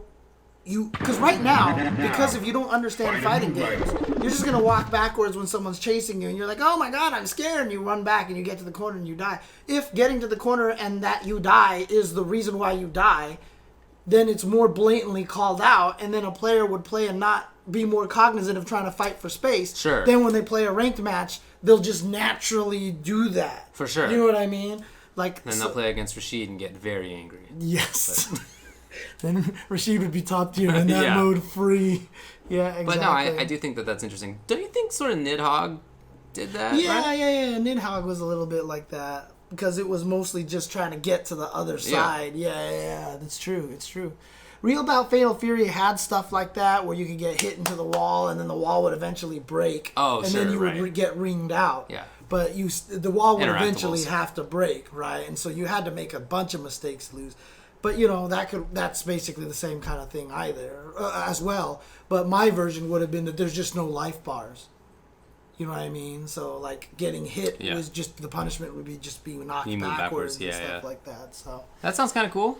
Yeah, there's a lot of Urban Champion. That's right. I don't know that. On NES, yeah. That might be actually one of the earliest fighting games ever, dude. I've never heard of that. Urban Champion, yeah. Huh. I'll put Urban Champion on our stream, dude. Urban Champion. How about that? I learned something new. It was one of the first games, original launch lineup games on the Nintendo. Really? Yeah. Ooh, whoa! Listen to that. Sorry, guys. Oh, that was probably pretty loud. Sorry, guys. Stamina, time. Let me put this on the stream. What a background. It's great, isn't it? Well, I guess for the time it probably was. Snack bar. Oh, just hanging out at the snack bar. Yep, there you go. Getting in trouble. Urban Champion, ladies and gentlemen. Wow, it wasn't even 16-9. Come on. Whoa.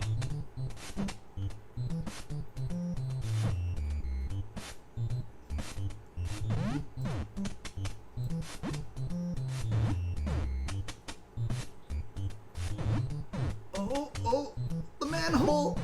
Oh no, he just punched him over there. Okay. Oh, this is the one-player mode. The two-player mode, there was little manholes on the down here, and then you try to punch them into the manhole to see who'd win. Wow. But I think Urban Champion is more like Nidhogg, where you're just trying to push him to the other side, and eventually you win. There was a lot of whiffs in there, a lot of whiff punishes. No, it's just blocks. Oh, those are blocking? Yeah. The blocking sound is not what I would expect. Yeah, I know, right? Oh, dang, the computer's botting this guy! Oh, just hanging out in front of the bookstore. You know. It's not a big city block here, you understand? It's just a small I love the music bookstore. is literally just a bass. Oh, no. Oh, yeah, no big deal. Just hanging out in front of the bookstore. That's fine. Anyway, alright. I guess that's a Game randomization reset or something like that. Game on. Oh, dang.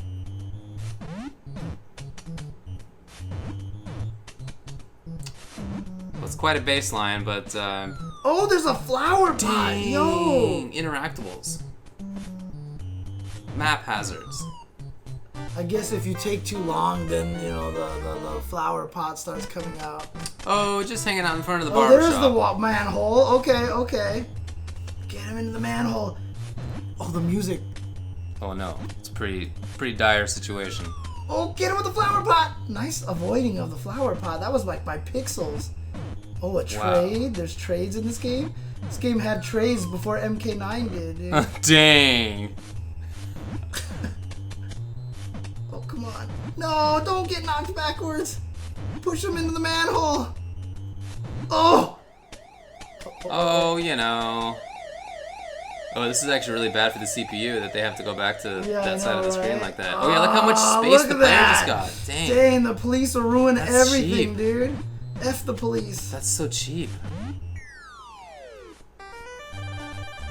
What are you doing up there in the barber shop? What's she doing up there? It's an apartment complex up there. Oh, they have mixed use living here in the city? That's cool. It's very forward thinking. Urban champion, ladies and gentlemen. Urban champion, yeah, okay, there you go. Champion, I never knew. there you go. I never knew. Urban champion, anyway. Not sure I want Urban Champion 2019. I think I could probably do without that. But yeah, I would like to see more funky takes on fighting games. Like it's Absolutely. interesting because there's definitely two ways to approach this question, right? Because you can have it the Naoto way, which is literally she just has a different win condition in the game. She could do the normal ones, Right, but she also has this weird one. Or you just make a fighting game that the entire thing is a different win condition, right? You know, it would be really interesting. Like, what if they just made it so that there was a fighting game where each character had a unique win condition, you know, that was just unique to them, right? So... Well, you know what? Actually, because some characters kind of are like that already. I was gonna say, I guess that PlayStation All Stars is a little like that, right? You have to land your super, but they're all quite different supers. So the setups for them were very different. The ways to guarantee or mix up into them were very different. That was cool. I mean, I thought that game had some issues, but I liked that as like an adventurous, like different take on how to get a kill. Yeah. Okay, well, there you go. Anything else you have to say about that? I played Ratchet because he had the command grab one.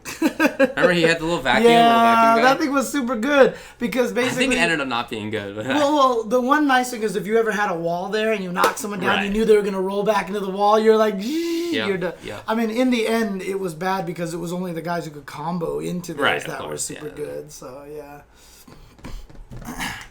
Yeah, I'd like to see more stuff. Yeah. Okay. Now, what's the other one that you want to talk about here? What are the choices again? We've got what skills, how can West Coast be hype again, and what do you think of the most recent games simplifying legacy character inputs? I would vote for that last one because he's put it in 2 weeks in a row. Fair enough. I think that's a good reason. Okay. What do you think about that? So what's interesting about it is it just depends on how it's done, right? Okay. Like, for example, one of the examples he listed the previous week was Vega. Yes. Right? I love that about Vega. Okay. Like, I'm really glad they changed his inputs because Vega, as the graceful ballerina character, having charge inputs, spending his whole fight doing this, was really stupid. Okay. Right? So the fact that he's like twirly now and he could move and he could use his foot speed, like, I think that's fantastic. Interesting. Like, I actually think that's really good. So changing a legacy character into a new design with different inputs, like, if it fits the character, I think it's fine. Yeah. I think it's okay. Like, you know, obviously then there's the issue of simplifying inputs, right? So, like, let's say they made Saddam come out and now nothing he does is like an SVD. Like it's all just half circles and or stuff like like Zangief's that. running bear grab is half circle That's in right, SF5 that's instead right. of 360. Yeah, that, I mean, I guess for running bear grab, whatever, I was scared they were going to change Zangief's SPD into something, because before the game came out, there were rumors that there were going to be no 360s in the game. I remember that. And so when Zangief turned out to have the 360, I was happy about that. So, you know, in that kind of a situation, I would be kind of upset about it, because I just feel like it's such a factor of the character. And not only that, but you kind of have to take it into account, because, you know, hitbox notwithstanding, even on hitbox, it's going to maximally take at least 2 or 3 more frames to do it, right? But, like, you have to take that into account. If SPD were just half circle back or something like that, or let's say it was forward to down. I know that's a terrible input, but let's just say it was, right? Now, when you play against Zangief, walk-up SPD is infinitely more scary. Yeah, of course, yeah. Right? So it's not just about inputs as can the player do it. Yeah. There's a factor of how long it takes to do it. For sure. If you see Fei Long running at you versus Ken running at you, you're going to be way more scared about Ken than you are going to be at Fei Long, because in Super Turbo, I should say, when you had invincible uppercuts. Safe invincible uppercuts, Because Ken can rock up an uppercut while Fei Long would have to back off an uppercut. And so you have to treat the inputs with some sort of knowledge. You know what I mean? So if they change Fei Long's flame kick to forward uppercut, I think that would be kind of sad. Yeah, I agree. So, I agree. Yeah. There's some cat action going on down here. I'm not quite sure what it is. Napkin, basically, again. So I'm okay with simplifying it. I think with the same caveat that you have, where there are things that are designed to like take a while in terms of inputs. Like clearly a Dragon Punch is supposed to take a little longer than the Fireball. Like that was the design of it. So I'm cool with keeping that. As far as like spinning pile driver, I'm not wedded to that. It could be like Pot Buster, which is the same time but a little easier to do. That's fine with me. Only reason why I don't like that is because I like the option of being able to 360 starting from anywhere. Right. So exactly. The Pot Buster example is a little bit different in that way. Yeah. Like so in Street Fighter, sometimes you go from defensive crouch as Zangief, and then you go boop, up to the top, and now you have it very fast for sure. It changes the length of time that you have to think about sort of the input and how easy that stuff is. But I'm not opposed to the idea of simplifying, as long as that kind of stuff is still well made within the game. As long as the inputs are balanced with like what they do. Right. Like Boats and Joe's asks, what do I think of Guilty Gear Xrd, which simplified Ino's chemical love but not her other moves? Yeah, I mean, that's an interesting one, because it made her combos significantly easier to do. And but also, in this version, I don't think it's as important to jump install them. I think one of the reasons why it was so complicated before, because if you Tiger Kneed it, it was like much better if you did that. And I don't know if it's quite the same. I forget in Xrd if it's that much better of an advantage to Tiger Knee it or not.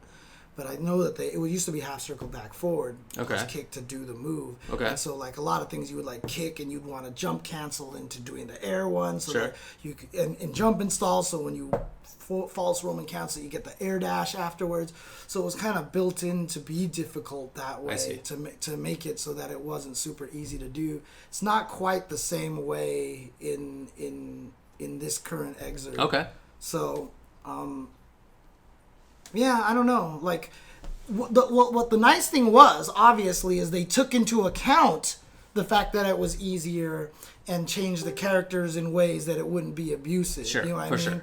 They designed it to be hard in previous games because it was an extra powerful option that she had, and they took that away, I think. I have to make sure. So, but, yeah, I'm not a big fan of the down input instead of Dragon Punch. That some games have had. That's not very common, but like Marvel Infinite had that, for example. I wasn't a big fan of that either, but maybe I would be now that I'm playing on Hitbox. Maybe that'd be super easy. That's true. But no, I mean, I don't need that, So that kind of simplification is maybe too much, but I'm certainly okay with some. And as long as the moves are still tied to how difficult they are, or like the considerations of the move remain, or even if they're different. So like if for the Pot Buster example one, where you have to start from forward rather than the 360 of you can start it anywhere. Think about how that would impact the grappler trying to do their thing. and then just account for that in terms of the strength and utility of the move, and I'm fine with that. I actually really do like the Grand Blue thing, where you can hit the button for the special move, but if you do the actual motion, then you get shorter or no cooldowns. I think that's a really, really cool idea. Yeah, that makes sense. What about voice or eye commands? Well, I figure ideally we'll all eventually just be hooked up to our controllers, right? I mean, just our brains will take over in 100 years. Yeah, probably. I think it would be bad if it was that way. I don't think it would be as fun. Unless your brain can get messed up. Unless you can just get confused. Yeah, right? but I mean, probably eventually. That's way off, but that's maybe. a while. Probably. A while to go. I don't know. I'm not opposed to it. I don't know. Stadia can predict your inputs. So maybe they just make a new console that just predicts everything. Like, you take a personality test and you put it into the machine, and then the machine calculates how nervous you are. For and every once in a while, you have to retake it to see if you've gotten better. For sure. Right? So there you go. I'm trying to remember if this is an old Asimov story, but there's a science fiction short story from forever ago where elections were boiled down to the will of one voter, and the machine factored in everything else, and they had accounted for literally every variable with the exception of this one thing. It just needed one human's input, and so one person would decide the election essentially. Interesting. So, it was who was that? Was Asimov? Yeah, okay, that's what I thought. Yeah. That's apropos of nothing. Oh man. But I'm not opposed to simplifying inputs, and I'm also not wedded to characters having certain inputs. I think the Vega example is one where I was excited that he was different. Yeah. I think that's cool. I was excited, or I think I would be excited if Zangief didn't have the same inputs. I'd like to see a different Geef. I like that every game. I want to see something that's new. You want to see something that's changed for the character. Yeah. I want to feel like I'm playing a different game, a different character in a different game. Yeah. Mm-hmm. With the same ideas. Sure. Right. Yeah. He's a slow grappler. Also to be like the show you kid. That would be super weird. Show Bearkin or something. But even that, I honestly wouldn't care that much. But whatever the grappler would be, I'm not married to the idea of a 360. You would want all the Raging Demon inputs changed on the Darkstalkers games, huh? Because those interestingly come with effects. So, for example, if you wanted to do Dimitri's command grab super, which was jab towards forward roundhouse. Jab towards forward roundhouse, right? If you wanted to do that, for example, it comes with having to whiff the jab in front of people, so you can't just walk up to people and do it out of nowhere. You know what I mean? So there's kind of a built-in balance concept to those moves, that idea there. So it's kind of interesting. I wonder. It's the least pad-friendly fighter. That is definitely a game that was designed for arcade sticks as well. There's strong jab, back, short, forward, and then freaking Anacharis is forward, jab, down, short, strong, Wow. And he even had a level 3 one that was roundhouse, strong, short, down, jab, forward, oh fierce. Oh my god, I already forgot what you said. That's wild. Yeah.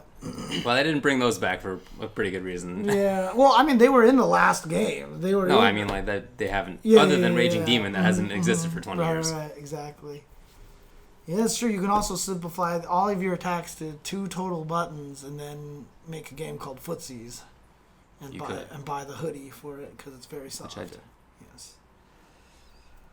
Yeah, that's the interesting thing, Zynak. It's really hard. That's the scary thing about VSAV or Vampire is just such a wild game. Although, to be fair, the game has much simpler inputs than it used to have, right? So, for example, Anacharis Vampire Savior from 25 years ago? Vampire Savior has much more simpler. Actually, it was Night Warriors that simplified the inputs from Darkstalkers. Darkstalkers, they went crazy. They were like, why do we have to limit things to fireballs and quarter circle forwards and stuff like that? Okay. Right? So Morrigan's air fireball was up to forward. For sure. Same thing with Talbane had that input. Okay. To do the air curse for Anacharis was forward, then it was back, down, back, down, forward. like it was like a long uppercut, basically. Most people did it by just doing 2 half circles. Because Totally. they could, yeah. And to do the snake arms was like it was like forward, back, forward, and punches and stuff like that. Felicia's rainbow, the rolling crystal flash was fireball to back to down. So it was like a half circle. Weird one. Yeah, split like this. You know what I mean? So they had a lot of interesting inputs in that game. And that's where they came up with all the weird Anacharis, and that's where the Raging Demon input first showed up, I think. You know, that's Morrigan had it. And so, like... Does Akuma have it in Super Turbo? He does not. Doesn't, right? Well, because No, he doesn't have a Raging, because he didn't have a super meter. He doesn't have a Right. super meter. Yeah. So there was a lot of experimental inputs in that. So they already simplified the game a lot by the time they went there. I mean... Lord Raptors. So in the original Darkstalkers, not everybody had a command throw. They added a command throw to every character in Night Warriors.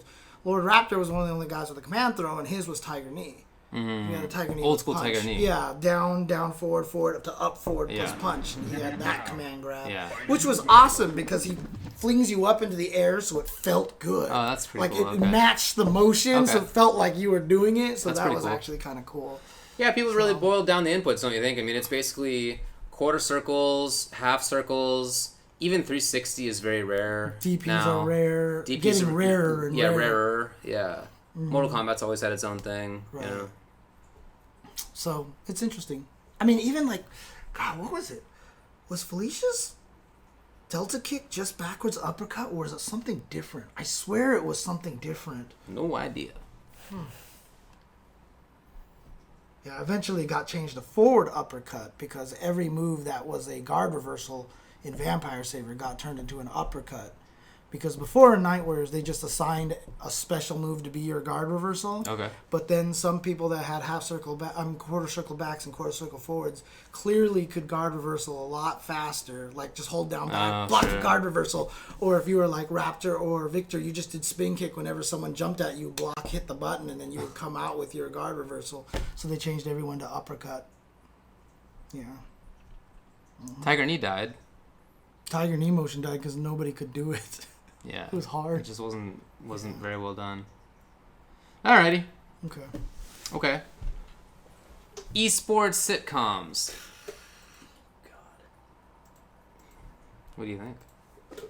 Well, Here's the news. Explain why you're talking about it. So both CBS and NBC are going to have primetime sitcoms on esports, about esports, for network TV in 2020. So there are 2 being made. So the one from NBC is called The Squad, and it's from Big Bang Theory. That sucks, dude. That sucks for the squad that's up in Canada. They have literally a show called The Squad. Oh, that's right, they do, yeah. Oh, man. Bummer. Big Bang Theory, executive producer and writer and actors are involved, so it's definitely a Big Bang Theory type of thing. Okay. Then CBS also okayed a pilot about a retired pro basketball star who attempts to reconnect with his estranged son by buying an esports franchise. So I hope that they got the rights from Rick Fox for this. I mean, to be honest with you, He's cool with his sons. It sounds like the second one is probably barely going to have anything to do with games. It might be more family antics, and games will be a side thing. I don't know. Maybe games. Oh, Rick Fox is producing it. That I didn't know. Okay. I hadn't heard about that. Okay, so there you go. I mean, if it's accurate with esports, and it won't be. But shows the older generation, shows the boomer generation what esports really is about, and the good sides of video games. Right. If it does all that, I can stand behind Sure, it. yeah. Which means I'm not gonna stand behind it. You won't be standing behind it. Yeah. Totally. None of us has confidence, right, in either of these projects. But the CBS one, I have more confidence in, only in the sense that it's not made by the Big Bang Theory people. Yeah. That's all. That's all. Yep. It's such bad news that the Big Bang Theory people, of all people, are the ones who are making an esports program. The worst thing about it is there is a potential now that show will try to popularize the phrase "jebaited." That's Jebaited will definitely be on there. If they run around They going will say that. "jebaited," They will say that. They will say that. Kappa resident sleeper, Definitely. you know, and Definitely. it's just gonna be like, Yeah. oh my god. Yeah, definitely. Oh god. It is very bad news. It's gonna be like, oh Kappa, what does he mean by Kappa? Oh, Kappa is, you know, and they're gonna, oh god, it's gonna be not gonna be the right explanation anyway. uh-huh. Yeah, it sucks. I mean, I don't like Big Bang Theory. And the word and the right? other Who likes that? None of nobody watching the stream likes Big Bang Theory, right? I mean, I guess I wouldn't hate you if you did. I'm just saying the group of people who watch Big Bang Theory are not the kind of nerds who would be watching a fighting game show at nighttime, for sure. Because the thing about it is, like, There's two different audiences. oh, man. Yeah. The only person I know personally who has really been into the Big Bang Theory was my roommate for a while. It's Delmari. She was really into the Big Bang Theory. And she is absolutely not a nerd. Right. Very smart, but, like, you know, her stuff for having fun and hanging out was, like, not video games at all. And then everybody I know who's into video games, which is most of the people I know, none of us like it. I wonder how many, like, you know, oh, you grew up in your grandma's basement jokes are gonna be in this There's going to be every bad stereotype you can think Now, of. here's the other question is, what do you think the ethnicity of all the characters are gonna be on the show? Yeah, I mean, it's going to be... I expect it to be racist, sure. Yeah, because, again, it's not being... I would be very surprised if it was being made in a way that we would find acceptable. Or accurate, yeah. Accurate, acceptable, whatever, reflective of the actual way that esports and video games is. No, it's going to be made for the same group of people who like the Big Bang Theory, which is the people who like to make fun of the stuff that we do.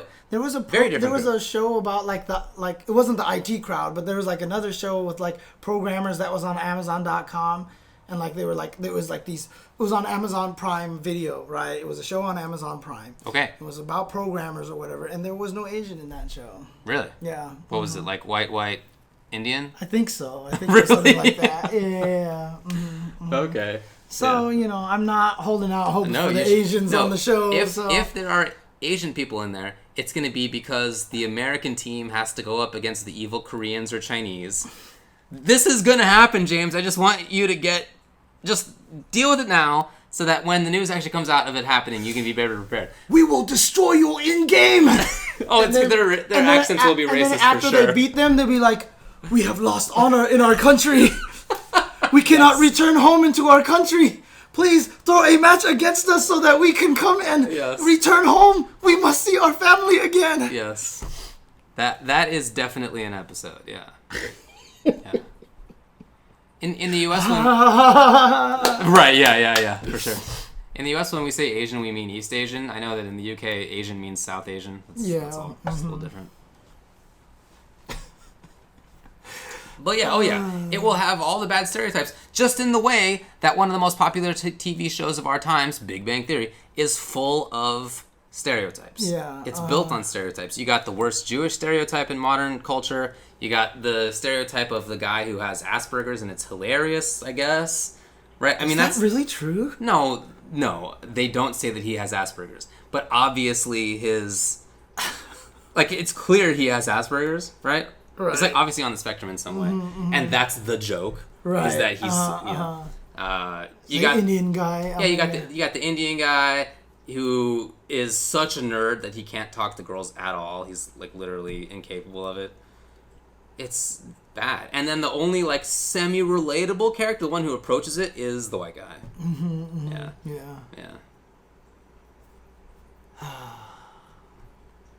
Yeah, the dumb hot chick. Yeah, for sure. Who's like meant as the audience's like point of reference. You know? Right. Yeah. Exactly. Yeah. So I don't have any confidence that it will be good. I expect the opposite, right? Yeah, it's absolutely going to be the worst thing ever. It will be. Maybe the CBS one won't suck. Probably it will. But if either of these shows has a chance of not sucking, it's the CBS one. Because, I mean, at least if it is being produced by Rick Fox, he's been in it. Yeah. Maybe he can just be like, what the hell are you guys doing? But could be. I don't know. We'll see.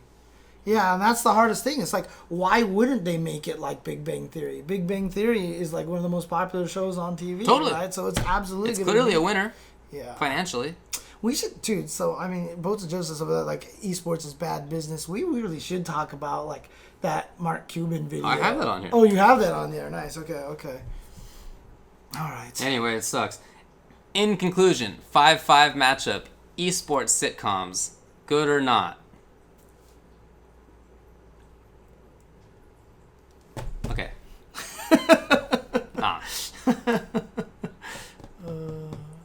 God, they would have celebrity cameos, right? Look, it's Ninja. Hey, what's up, Ninja? How's it going? Oh, I just came from winning $5 million in Fortnite. All I had to do was just talk about all these products. There you go. On the other hand, I don't think this show is for people who like and know about esports. Dude, if they actually... does the grandpa who watches Big Bang Theory know about Ninja? Yeah, I know, right? Probably not. Dude, could you imagine if they actually like put Sonic Fox in there and he was actually Sonic Fox and he could be a gay furry on that show? You know, I think that would be amazing. It would never happen, but it would be amazing. Dom would not be into that. But oh, yeah, that's probably true. It is they, by the way. Oh, they. Sorry. Yep, my bad. Yeah. But, I mean, maybe Rick Fox could put them on the show, right? Cause, that's more plausible, at least. Yeah, that would... Again, if one of these shows is not going to suck, it's going to be the CBS one. Yeah. It'll probably suck. So. Okay. All right. Enough. Okay. FGC News? Yeah, sure. So, Guilty Gear 2020 new character trailer is going to be coming November 3rd. I keep hitting the table. Sorry, my bad. Well, all right. Jeez. In Power Rangers, Eric Myers, your favorite, as you know, the Quantum Ranger, will come out or is out or whatever. The character trailer is out. You're saying that like I don't know. Which Power Rangers is the Quantum Ranger from? What do you mean, which Power Rangers? There's a lot of Power Rangers. Which of the separate Power Ranger shows did he come from? I didn't know there was more than one Power Rangers. You're trying to make it sound like I don't know who that character is. Wait, are there really multiple Power Rangers? See, look, everyone in the chat saying Time Force. There you go. Wow. They have different... Wow. Okay. I guess I've been out of Power Rangers. You know what the funny thing is? I was trying to make the joke that I didn't know which one he was from either, but yeah. I guess by actually acknowledging that there's multiple Power Rangers, I've already proved my superior Power Rangers knowledge. Yes, you definitely have. My bad. Dude, everybody's been saying good things about this game. It's being developed by Clockwork and Shady K, right? I mean, they just keep getting better. Like, they added all the voice acting and all that stuff like that. Speaking of voice acting... This is the same voice actor as the guy who did Virgil from Marvel 3. And they got a bunch of the same lines out of him, and it is hilarious. Yeah, they got him to say, like, I'm motivated and stuff, right? Yeah. Foolishness. Name of bad guy, insert here. I don't know. That's actually kind of funny. I don't know the bad guy. But it's really cool. I mean, it's nice to see that they're working along on it, you know what I mean? And continuing to make more stuff all the time, so...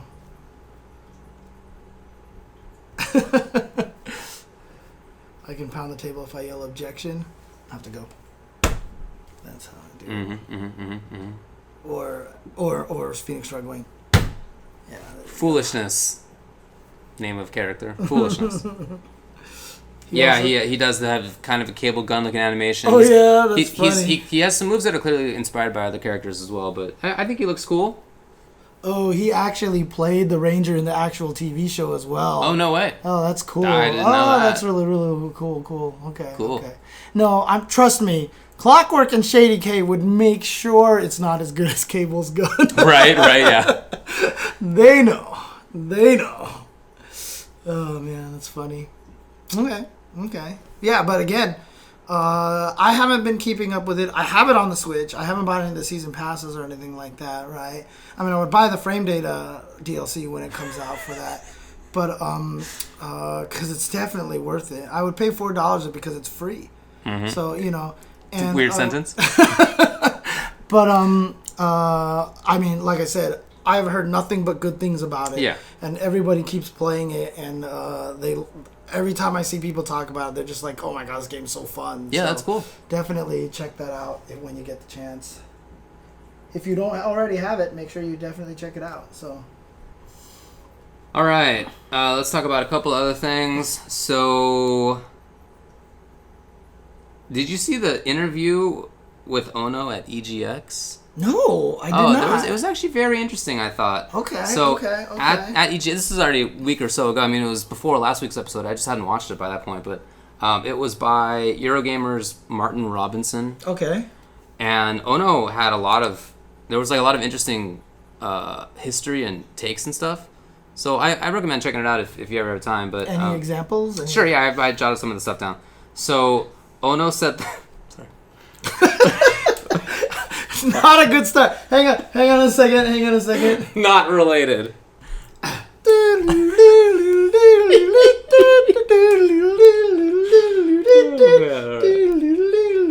Okay, those responsible for making you laugh have been sacked, okay? Let's go. Ono said that Capcom was 99.9% against the idea of a new Street Fighter game. Really? Yeah, but he managed to convince Keiji Inafune that it was a good idea. To make like Street Fighter 6 or something like that? No, I mean before SF4. Oh, really? Oh, before SF4. Back in the day. Oh, okay, You know, okay. 15 years okay. ago or whatever, yeah, right? Yeah, okay. I thought that was interesting. And he joked... This was a risky one. He joked that he was happy that SF4 turned out well, because if it hadn't, he might have been fired or made to go work on smaller titles.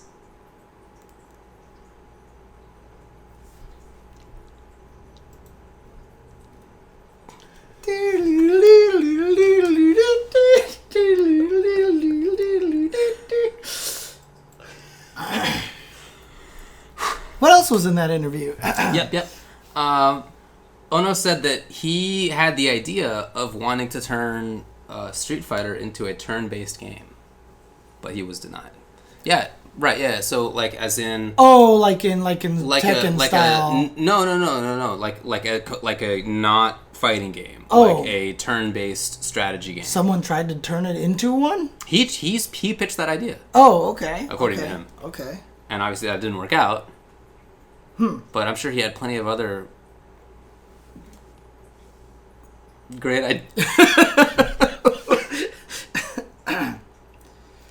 I'm sure he had lots of constructive and great things that he did anyway. And then he also said that he is planning to stick around a while to work on the Street Fighter franchise a while longer. Okay. I mean, at this point in time, if they haven't started already thinking about Street Fighter 6, I'd be surprised. There's no way that they haven't at least already talked about it and have been working on it, right? Yeah. So, it's yeah, for sure. Thing. Ono, he actually said he's, what did he say, mid-40s or late 40s? Because he said that he started working at Capcom just after Street Fighter 2 came out. He was a huge Final Fight fan, he said. And this is actually a funny story. He when he had his interview with Capcom, he was like, "You guys should hire me because I've spent so much money on Final Fight that you guys owe me." Which I think is, pretty funny line. Nice. Okay. Well, it's a good thing that he managed to It's a good thing that he managed to convince Keiji Inafune that it was a good idea. Yeah. To create a new Street Fighter. Game. Yeah, for sure. And it definitely is good that it came out great. Yeah. We're all happy about that, of course. I mean, obviously, being all serious and everything like that, but, Seth had a lot to do with that and stuff, I'm sure, so went out there and helped him out and everything, so, I don't publicly know anything about that. All right, well, what else is going on? Anyway, that was an interview with Ono at EGX by Eurogamer's Martin Robinson. And remember, by the way, at Brazil Game Show, Ono said that they're going to have more info about content and characters for SF5 at the NA regionals at NARF NARF and at Capcom. NARF, yeah, exactly. I mean, what do you think? Do you think they're going to announce new characters? I mean, he said that right? Kind of, yeah, it was kind of implied, but I thought it was explicit. I could look it up again, I guess, but I think he was explicit about saying content and characters. Now, would those characters be season 4 or would they be season 5? You know, that's the question right now. I would think season 5. Yeah, I would think so. I mean, if a character is announced at Capcom Cup, like Kage, for example, is a season 4 character, right? Even though he was announced at Capcom Cup of season 3. Right, exactly. Because he came out with all the big balance changes and stuff like that. I guess technically he did come out during season 3, if you think about it. For just a few hours. For like 2 hours of season 3. 2 hours of season 3, yeah, exactly. For sure. Oh, man. Okay. All right. What else do we got? I just thought it was hilarious when Ono joked that, man, he almost got fired or went to go work on smaller titles. Yeah. He's got quite a sense of humor, that guy. Mm-hmm. Nice. Capcom sort of kind of apologized to Emezie. I don't know.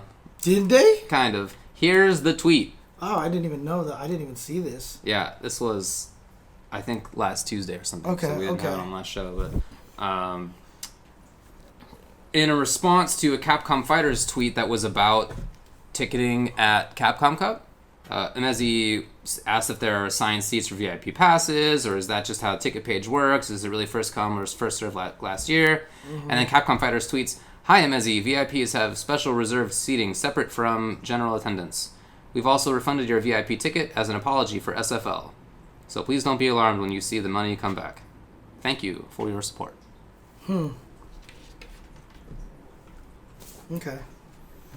You know, this should have happened months ago and substantially, but yeah, I mean it's not a direct apology, right? That's what. It's they kind of like bank shotted an apology, kind of like off the wall. But bank shots are fundamental and they're very useful. That's true. Yeah. Uh-huh. Yeah. Unless you're talking about pool and it's not basketball, so but, it doesn't matter. Okay. But it would have been nice to have seen more. That's something we've said many times. So this is, as far as I know, the most that has happened. Okay. All right. There was a good interview with Ryan Hart on TheScoreEsports. I haven't had a chance to. TheScoreEsports puts out really, really good content. They do. I agree with that. Yeah. Not just because they put me in their top 10 commentators of all of esports. That's right. But they really do just put out good content. Like they did the history of Evo thing where they had the little animations from Tony Cannon and stuff like that. They also had this really great video where they talked about the 10 top esports commentators. I don't know about that one. Explain. I'm not sure about that one. Mm-hmm. It's worth a watch on their YouTube channel, on the TheScoreEsports YouTube channel. Ryan, if you don't know his story, talks about having experienced homelessness in the 90s as a kid, as like a teenager, and how fighting games were, one of the few escapes that he had, and how it helped him kind of, the rest of his life was in shambles, and this was like one thing that he had that was positive, and that was part of why he poured himself so much into it. Yeah, I remember becoming so strong. I remember hearing a little bit about that a long time ago. Yeah. Like he basically said fighting games kind of saved him. Right. And I think that's super cool. I mean, even I'm Still the Daddy has talked about that before on an interview. I've had other players tell me they were like, yeah, my life was going down a certain path until I veered off into the fighting game community, and it basically saved me. There's a lot of stories like that, and I think that's really, really cool. Yeah, I definitely agree with that. Mm-hmm. Worth seeing. Yeah, Born Free's interview with him was very good as well. With Ryan Hart as well? With Ryan Hart as well. Oh, really? Oh, okay. That was a little while ago now. I don't remember exactly when, but it was a little while ago. Also very, very much worth a watch. Obviously, Born Free does great interviews. Yeah. And they did go over the homelessness issue as well and his history. Yeah, and that's a good point, too. Ciro the Hero. A lot of 09ers don't know about Ryan Hart's history. Right. And why I personally put him in top 5, one of the greatest fighting game players of all time. Yeah. He was a Tekken Evo champion. He was also a top 8, was a third strike player. He's beaten Daigo in Street Fighter 4 a bunch of times and everything. So his history, the breadth of games that he played is amazing. Yeah. So it's hard not to say he's one of the best players of all time. Yeah, absolutely. Yeah, he's a really, really good player. He's really, really good, really just talented guy. Yeah. Yeah, I mean, I was... So, where you live, as you get off Lincoln, right from the freeway, right. There's always homeless people sitting right there. Yeah. There's a homeless shelter right down the street. I know, yeah. I wonder like which of them is the Ryan Hart, or like what's their talented thing? Like they're people who are down on their luck many times. Right, There's other reasons too, but for the most part, it's people who are down on their luck and have, like Ryan, I don't know the exact series of events that led to him being homeless, but he's clearly and was extremely smart, very talented, right? And had a really bad thing happen to him for a while. So I don't know. That's something I've been thinking about too since watching this interview. I have really close personal friends that I know spent some time in homeless shelters. Yeah, me too. With their families, and now they're very successful, wonderful people. So. Yeah. Some of the highest profile members of the FGC, by the way, are in that list. Mm-hmm. I won't blow them up. That's for them to tell, but that definitely is true. In addition to Ryan, I mean. So. Yep. Yeah. Okay. Okay, let's talk about this esports issue with Mark Cuban. Okay. You tweeted this on your timeline. I don't know where you saw it from.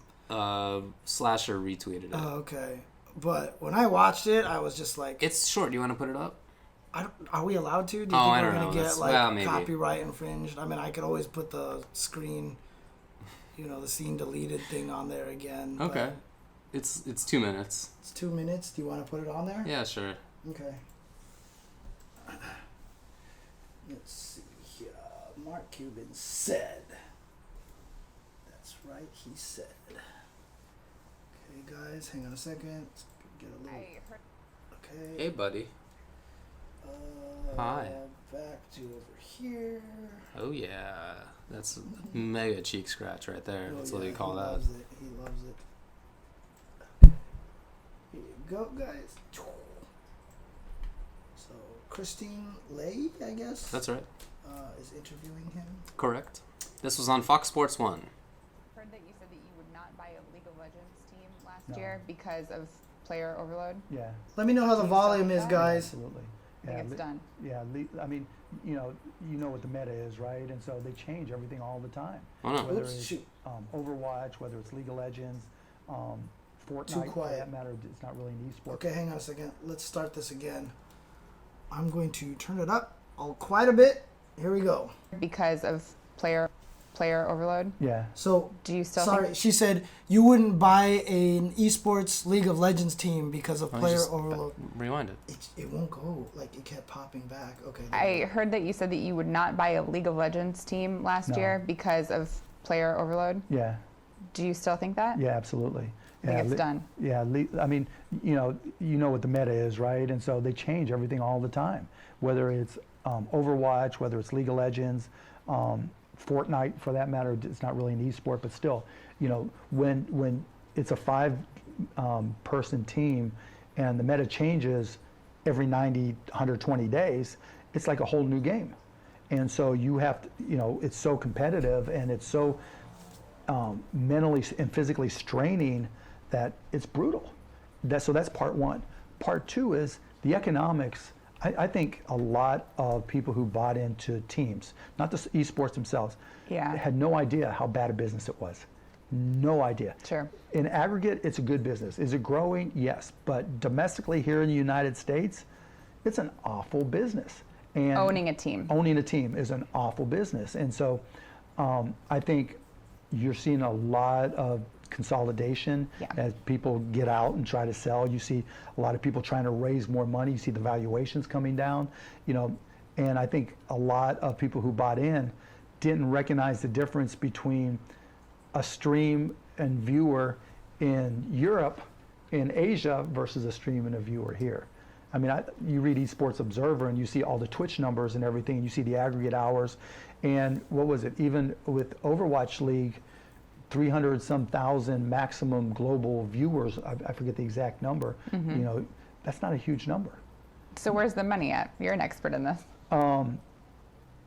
There's not. I mean, being in Asia, there's money, right? If you're in Korea, there's tons of money there. It's real. If you're in China, there's money there. Here, not so much. Not so much. I mean, look at what the streamers go through. I mean, Ninja kills it, right? Yeah, they make a lot of money. Yeah, he makes a ton of money, but he went to Mixer because to make that money, you got to stream 10 hours a day and not have a life.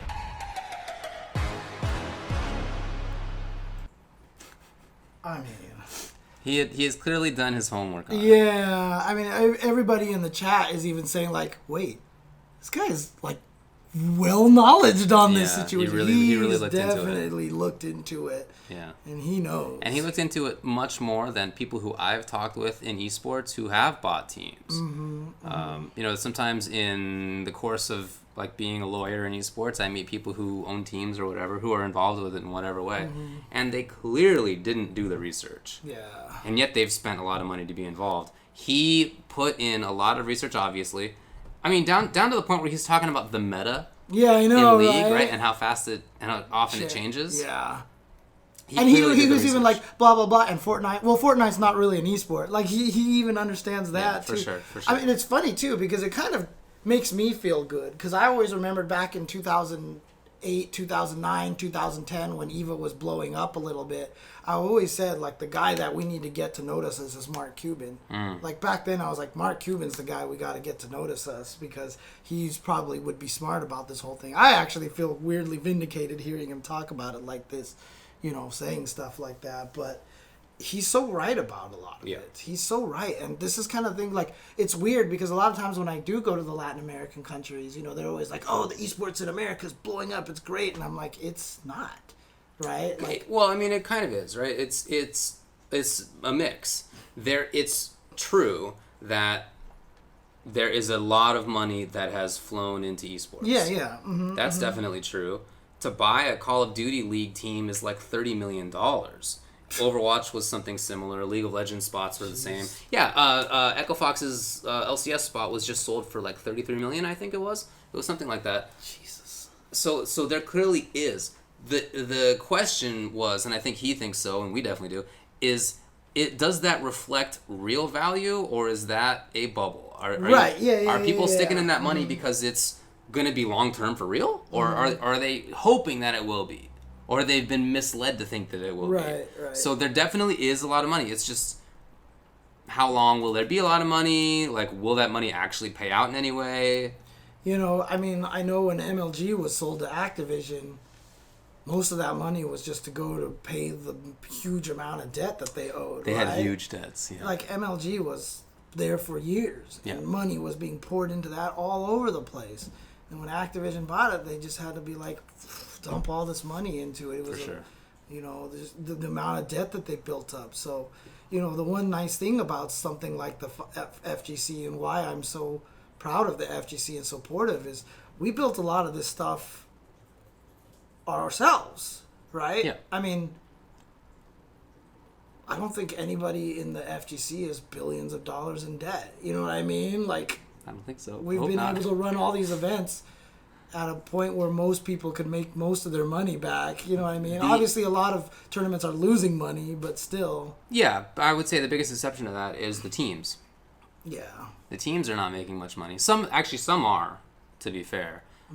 But most teams are not making money in the same way, and for very similar reasons to why teams are not making money in larger esports.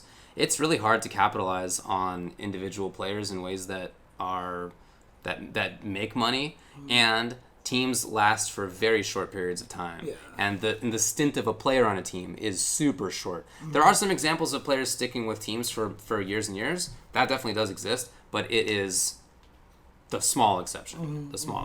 So it's hard to like make fans care about a team long term in a way that they will spend a lot of money on. Yeah. Oh, really? Fonte7686 in the chat says Climax of Night went even. That's good. So that's great for Shinobi. Yeah, I think that happens less commonly now that tournaments get in the red. Yeah. It's nice. So. Yeah.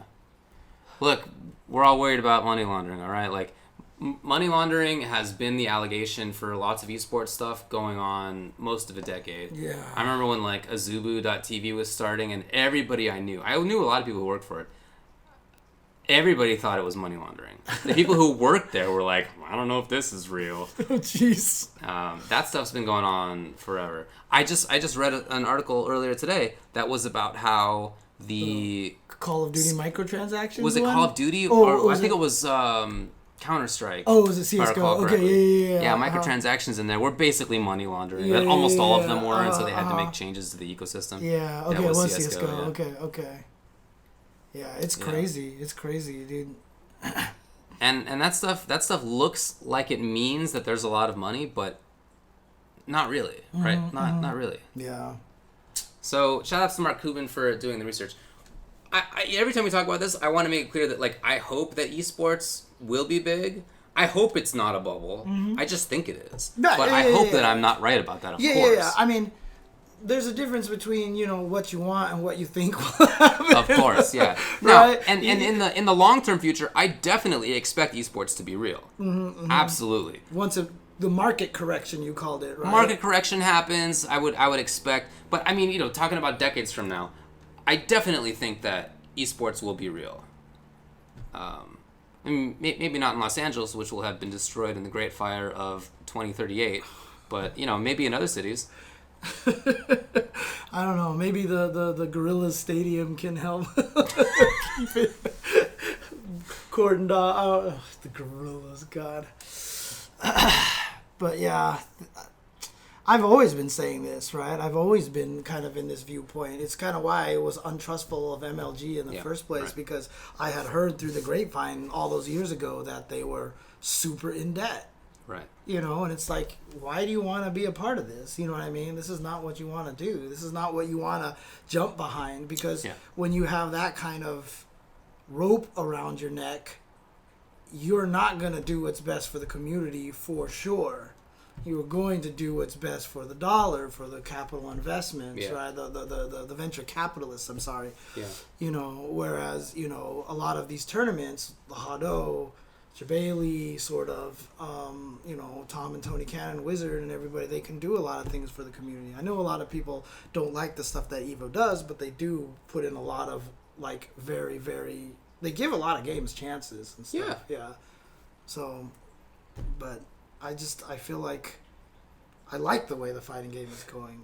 Community. Yeah, I think that we've made the right choices as a community for the most part. It's not a monolith at all, you know. Everybody makes their own decisions, but most of us have been on that. Yeah. What's DFO? Dungeon Fighter? Really? Dungeon Fighter is super popular still right now? I didn't know. Oh my God. $350 million a month? Holy crap, okay. Is that real? Maybe I should have stayed at Nexon then. It's a lot of dollars a month. Yeah. I mean, look, the thing that I liked about that interview was just really one of the first times I heard somebody with a credible business background talk about it like this. Yeah. Someone who obviously did the research, someone who obviously can talk about it, and no one's going to be like, oh, what does Mark Cuban know about? You know, like you clearly can tell he knows what he's talking about. He's clearly a smart businessman. If people don't know his history, he was a guy who wrote a program, got rich because someone bought it, right? And he was like, what the? And he just made all this money off of it, right? And then he was like, you know what? The Dallas Mavericks suck. I'm going to buy the team. And he just took his money and he bought the team and he turned them into NBA champions. You know, he did it by making the players happy and all this stuff like that. I actually have a lot of respect for the guy. He does a lot of stupid things, don't get me wrong. I mean, he does a lot of like things that a lot of people kind of hate him, but I kind of like respect how he did everything, you know. And he just ended up, you know, being in this position where he is very much in control of his own faculties in a lot of way. And so I like the fact that he's not influenced by other people. Like I remember when the NBA was like getting kind of mad that some of the stadiums were doing too many goofy noises and sound effects during the basketball game.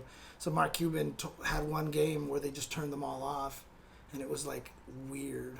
Okay. Like it actually sounded weird. Interesting. And then no one ever said anything ever again. Oh, man. Even when I've talked with other people in esports, it's rare for them to be sort of so knowledgeable in an upfront way. Mm-hmm. So the people I know in esports who are not like like friends of mine, you know, professional people, people at Overwatch League or at the LCS or whatever, people who I've like done a lot of stuff with, they are super knowledgeable. They work there, but it's rare that they're like upfront, that they are transparent with what they really think. Yeah. Who was I talking to? There was a couple of esports guys that I was talking to recently that they were just like, yeah, the bubble's gonna burst or something like that, or we're just waiting for that kind of market correction. It's very rare. It's very rare. Yeah. But it's just super weird that they want Call of Duty franchise, and then people don't even like the new game. That's what I've been hearing. I don't know. I don't know. I can't say anything. That's what I've heard. People don't like the new maps or whatever, but it's so weird that they want that to be so much money to get into it, and like COD viewership in terms of tournaments is not like that. Well, I mean, even Mike Cuban was saying that 300,000 views for Overwatch. Overwatch, the Overwatch League, which they've put so much money into, is really nothing. I mean, it's literally. I mean, to be honest with you, even the LCS finals, I don't even think their numbers are anything, right? What did they say, 200 million? The rumor is that League loses money year over year. Well, that I should say the Esports loses money year over year. And it's the same way with Blizzard. There are lots of rumors that I've heard coming out of Blizzard that, even before this whole China stuff, that they have been in bad shape, that the teams at Blizzard are really upset with stuff and sort of the esports focused decisions. Right. And at the same time that esports is not panning out in the way that they want. Like I've read and talked with people who have major concerns internally. I always give the example that the League of Legends, they always say it was like 200 million people watch it. Well, was it 200 million or 200 billion? I can't remember. But it Not was, billion. Okay, million, because they said it was like, it was more than... Maybe billion. They said it was more than the Super Bowl was watched. That would be more than the Super Bowl, 200 billion. 200 million or billion would be more... I don't know, whatever. They always say that, but then it turned out that 99% of the viewers were from China, right? And like, literally it was like, it went from 200 million to 2 million. And 198 million of it was all from China, and most likely bots, you know, and stuff like that. So, India has 200 billion people. Okay, fair enough. Dude, it's so hard to figure out the scope of numbers, dude. There was a great article. Yeah, to be clear, there's like 7 billion people on the world. Is there? Oh, okay. I don't know what I didn't know what the number was. So. Okay. 200 billion. 8 billion people on planet. I didn't know. I don't know. I didn't know. So, yeah, it was 200 million then. It was definitely 200 million. And, I mean, it's just not real numbers. It's not real numbers. So, yeah. So, yeah, I'm not sure how it's going to go. BlizzCon is also going to be super interesting this year, too. I've already talked to a bunch of people who said they're going to go in gas masks and stuff like that. So, yeah, like in the Hong Kong gas masks and stuff like that. Yeah, I was wondering, I guess, well, we'll see what happens, right? But the people who are so into Blizzard that they've, like, bought plane tickets to come and tickets, like, will they be the people who are also protesting? Like, I'm just not sure. But maybe the people who live locally can do that. Right.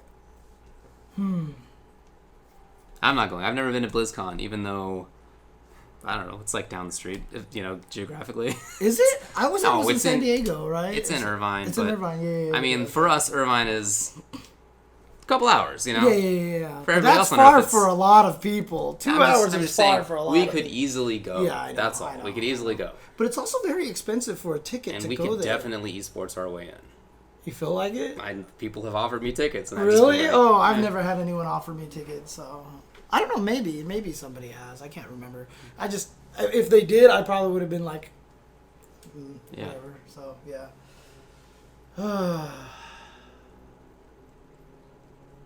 Yeah, Overwatch 2 maybe leaked. We'll see if it's real, but... That's an interesting one to me, because I would think that they would try to make it like League, like it's just a continuing platform, as opposed to an updated software like that, right? Or are they just making an updated software with just enough mechanic changes that they can call it 2, but it's not actually 2, so... I don't know.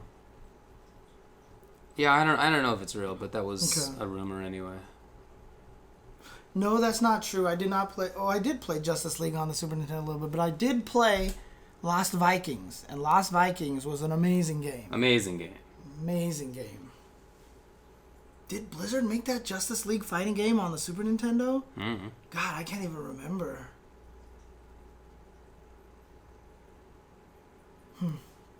Okay.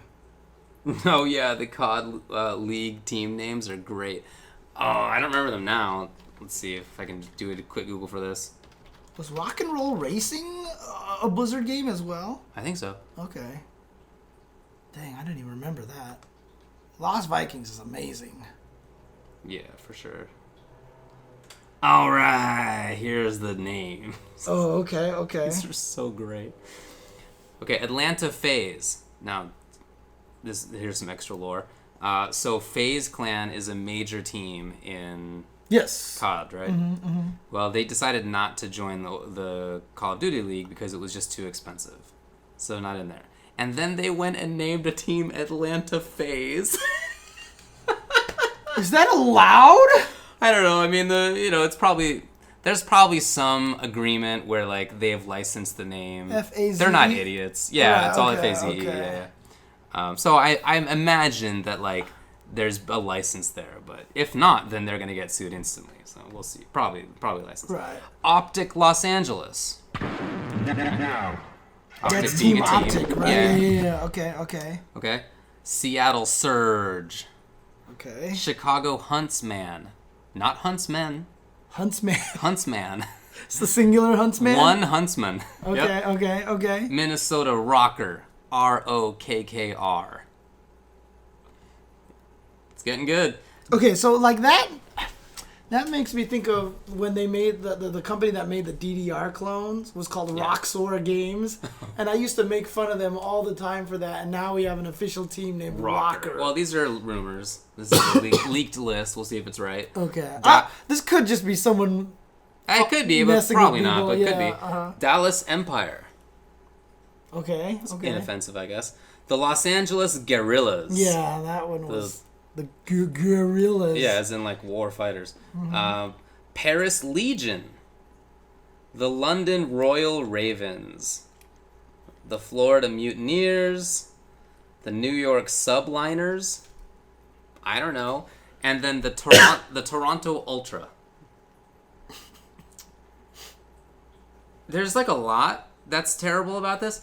So the FaZe thing is the funniest thing to me. You know? Yeah. But then only one team has its like team name, Optic Los Angeles. uh-huh. Why? Why is that different than everybody else? Chicago. Why are there two Los Angeles teams, by the way?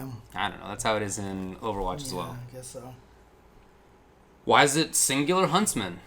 I don't know. What the heck is a subliner? I don't know what a Is subliner that a boat? is. I assumed it meant the subway, but it could be a boat. I don't know. Okay, this is also funny. It turns out that in the UK, you can only use the word royal in a business context if literally the royal family gives you permission. So if the Queen allows it, then you can do it. There's absolutely no chance that Activision made a deal with Queen Elizabeth to allow their Call of Duty League team to be called the Royal Ravens. There's no chance, right? So they didn't do the research, obviously, in order to know that. I didn't know that until this. You know, what do I know? But I would assume that they would have done that. That's great. That's great that they did it. So anyway, the Royal Ravens, until that probably gets deleted. The Minnesota Rocker, which I think is just a completely made-up word. Oh, well, you think? I think. I don't know what to make of that. You think? Like, usually when there's a bad team name like that, it's like something that exists. The Colorado Avalanche, right? What a bad... But at least it's like a word. The Rocker. I mean, Avalanche makes sense because it's a powerful force that overwhelms you, right? Yeah, and it's Colorado, which is mountainous. Right, yeah, I mean, I understand. exactly, right? Okay, fine. What about... There's like the Shock is a team. You know what I mean? There's like all these team names that are singular nouns that are all the weird. Utah Jazz. The Jazz, The Miami Heat. The Heat, right. These are bad, but like at least words. Rocker. ROKKR. No, are you serious? Is this really what it is? Old Norse for darkness or twilight? Is that actually true, Curly W? Did you just look this up? It's not Ragnarrocker. What are you doing? Well, there you go.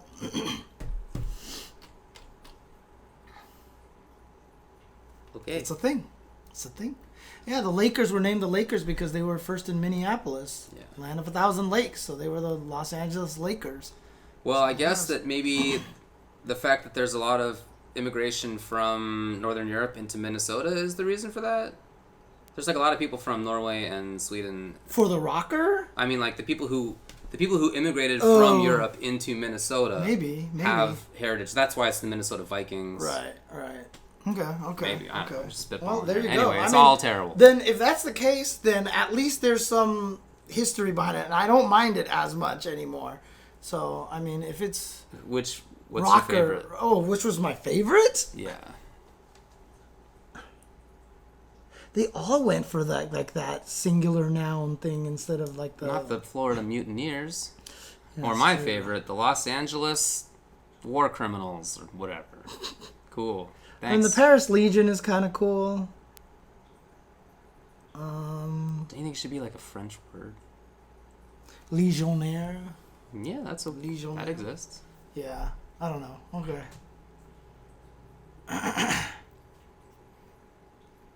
I mean, they spent so much money.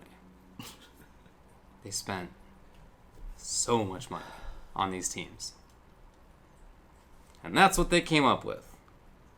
Okay. Allegedly, according to leaks. Anyways. New Teppen cards are coming out That's right. tomorrow or today, actually. I think it Was it today, really? I think they said it was the 29th. Oh, dang. Something I like thought it was that. at November 1st. My bad. Or maybe it is November 1st. I'm not sure. But Let's see. I'm excited for that. They're adding a lot of new strategies and new stuff. And they actually made balance changes. Because you were saying in previous shows that they almost rarely nerf things. Rare. They always just power creep everything, basically. But they actually nerf some stuff. So Yeah. it's actually really cool. The Teppen Discord's already talking about the updates? Well, I mean, the cards are out, and they've said... Well, the cards are on the website. Some of them are. Right, okay. Not all of them. Like, Okay. they haven't showed any of them with the new anti-air Okay, for sure. mechanic, for example. So... The XFL teams? Oh, my gosh. The Chicago Hitmen? Was that really a team? Oh, my gosh. Memphis Express? Wow. Pretty bad. Crazy. Okay.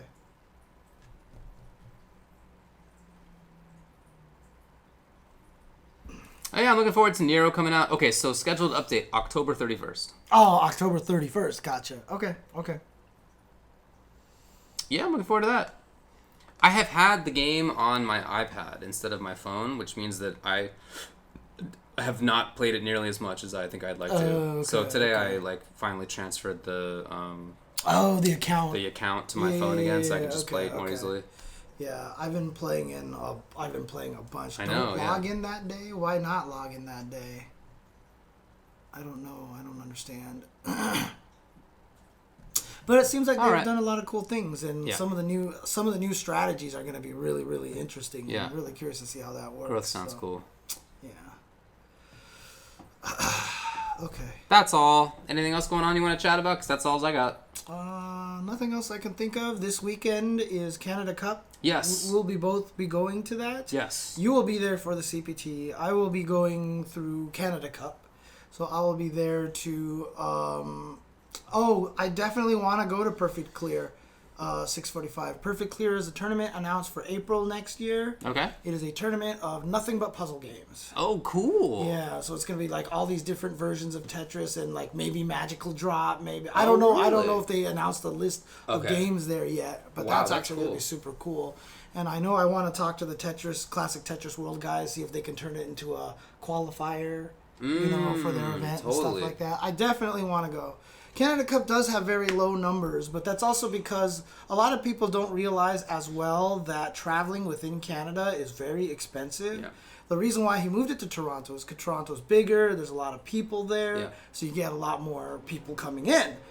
Calgary's much smaller, and to travel from Toronto to Calgary is super expensive. So I don't think as many people are going to go. When it was in Calgary before, it was always a small tournament. Right. It was always a small tournament. So Calgary is nice. Calgary is very nice. So I mean, it's a nice city, It's going to be freezing. it's going to be very cold. Well, literally freezing, I guess. Apparently that's balmy and warm if you're a local, but for us that will be comparatively chilly. Nathan? Yeah, we all know Canada Cup laid an egg last year. Hopefully this year won't be like that. I think it won't be because there were so many convention-related issues that caused problems. So if they don't think it'll probably be fine. Perfect clear game list: Puyo Puyo Tetris, Puyo Puyo Champions, Nest Tetris, Pokemon Puzzle League, Super Puzzle Fighter 2, Magical Drop 3, and Crystal Crisis. There you go.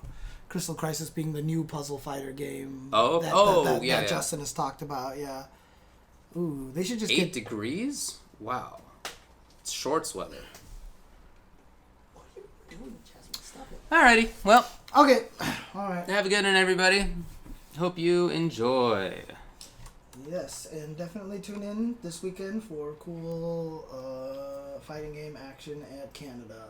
Oh yeah, I made a cool alteration to the split box where it hangs from my neck now. Did you see my name suggestion for it? No. I call it it's either the Arcordian or the Arcadian. Oh, that's clever. Right? Okay. It's kind of like an accordion and an arcade. Yeah, that makes sense. I think that looks good.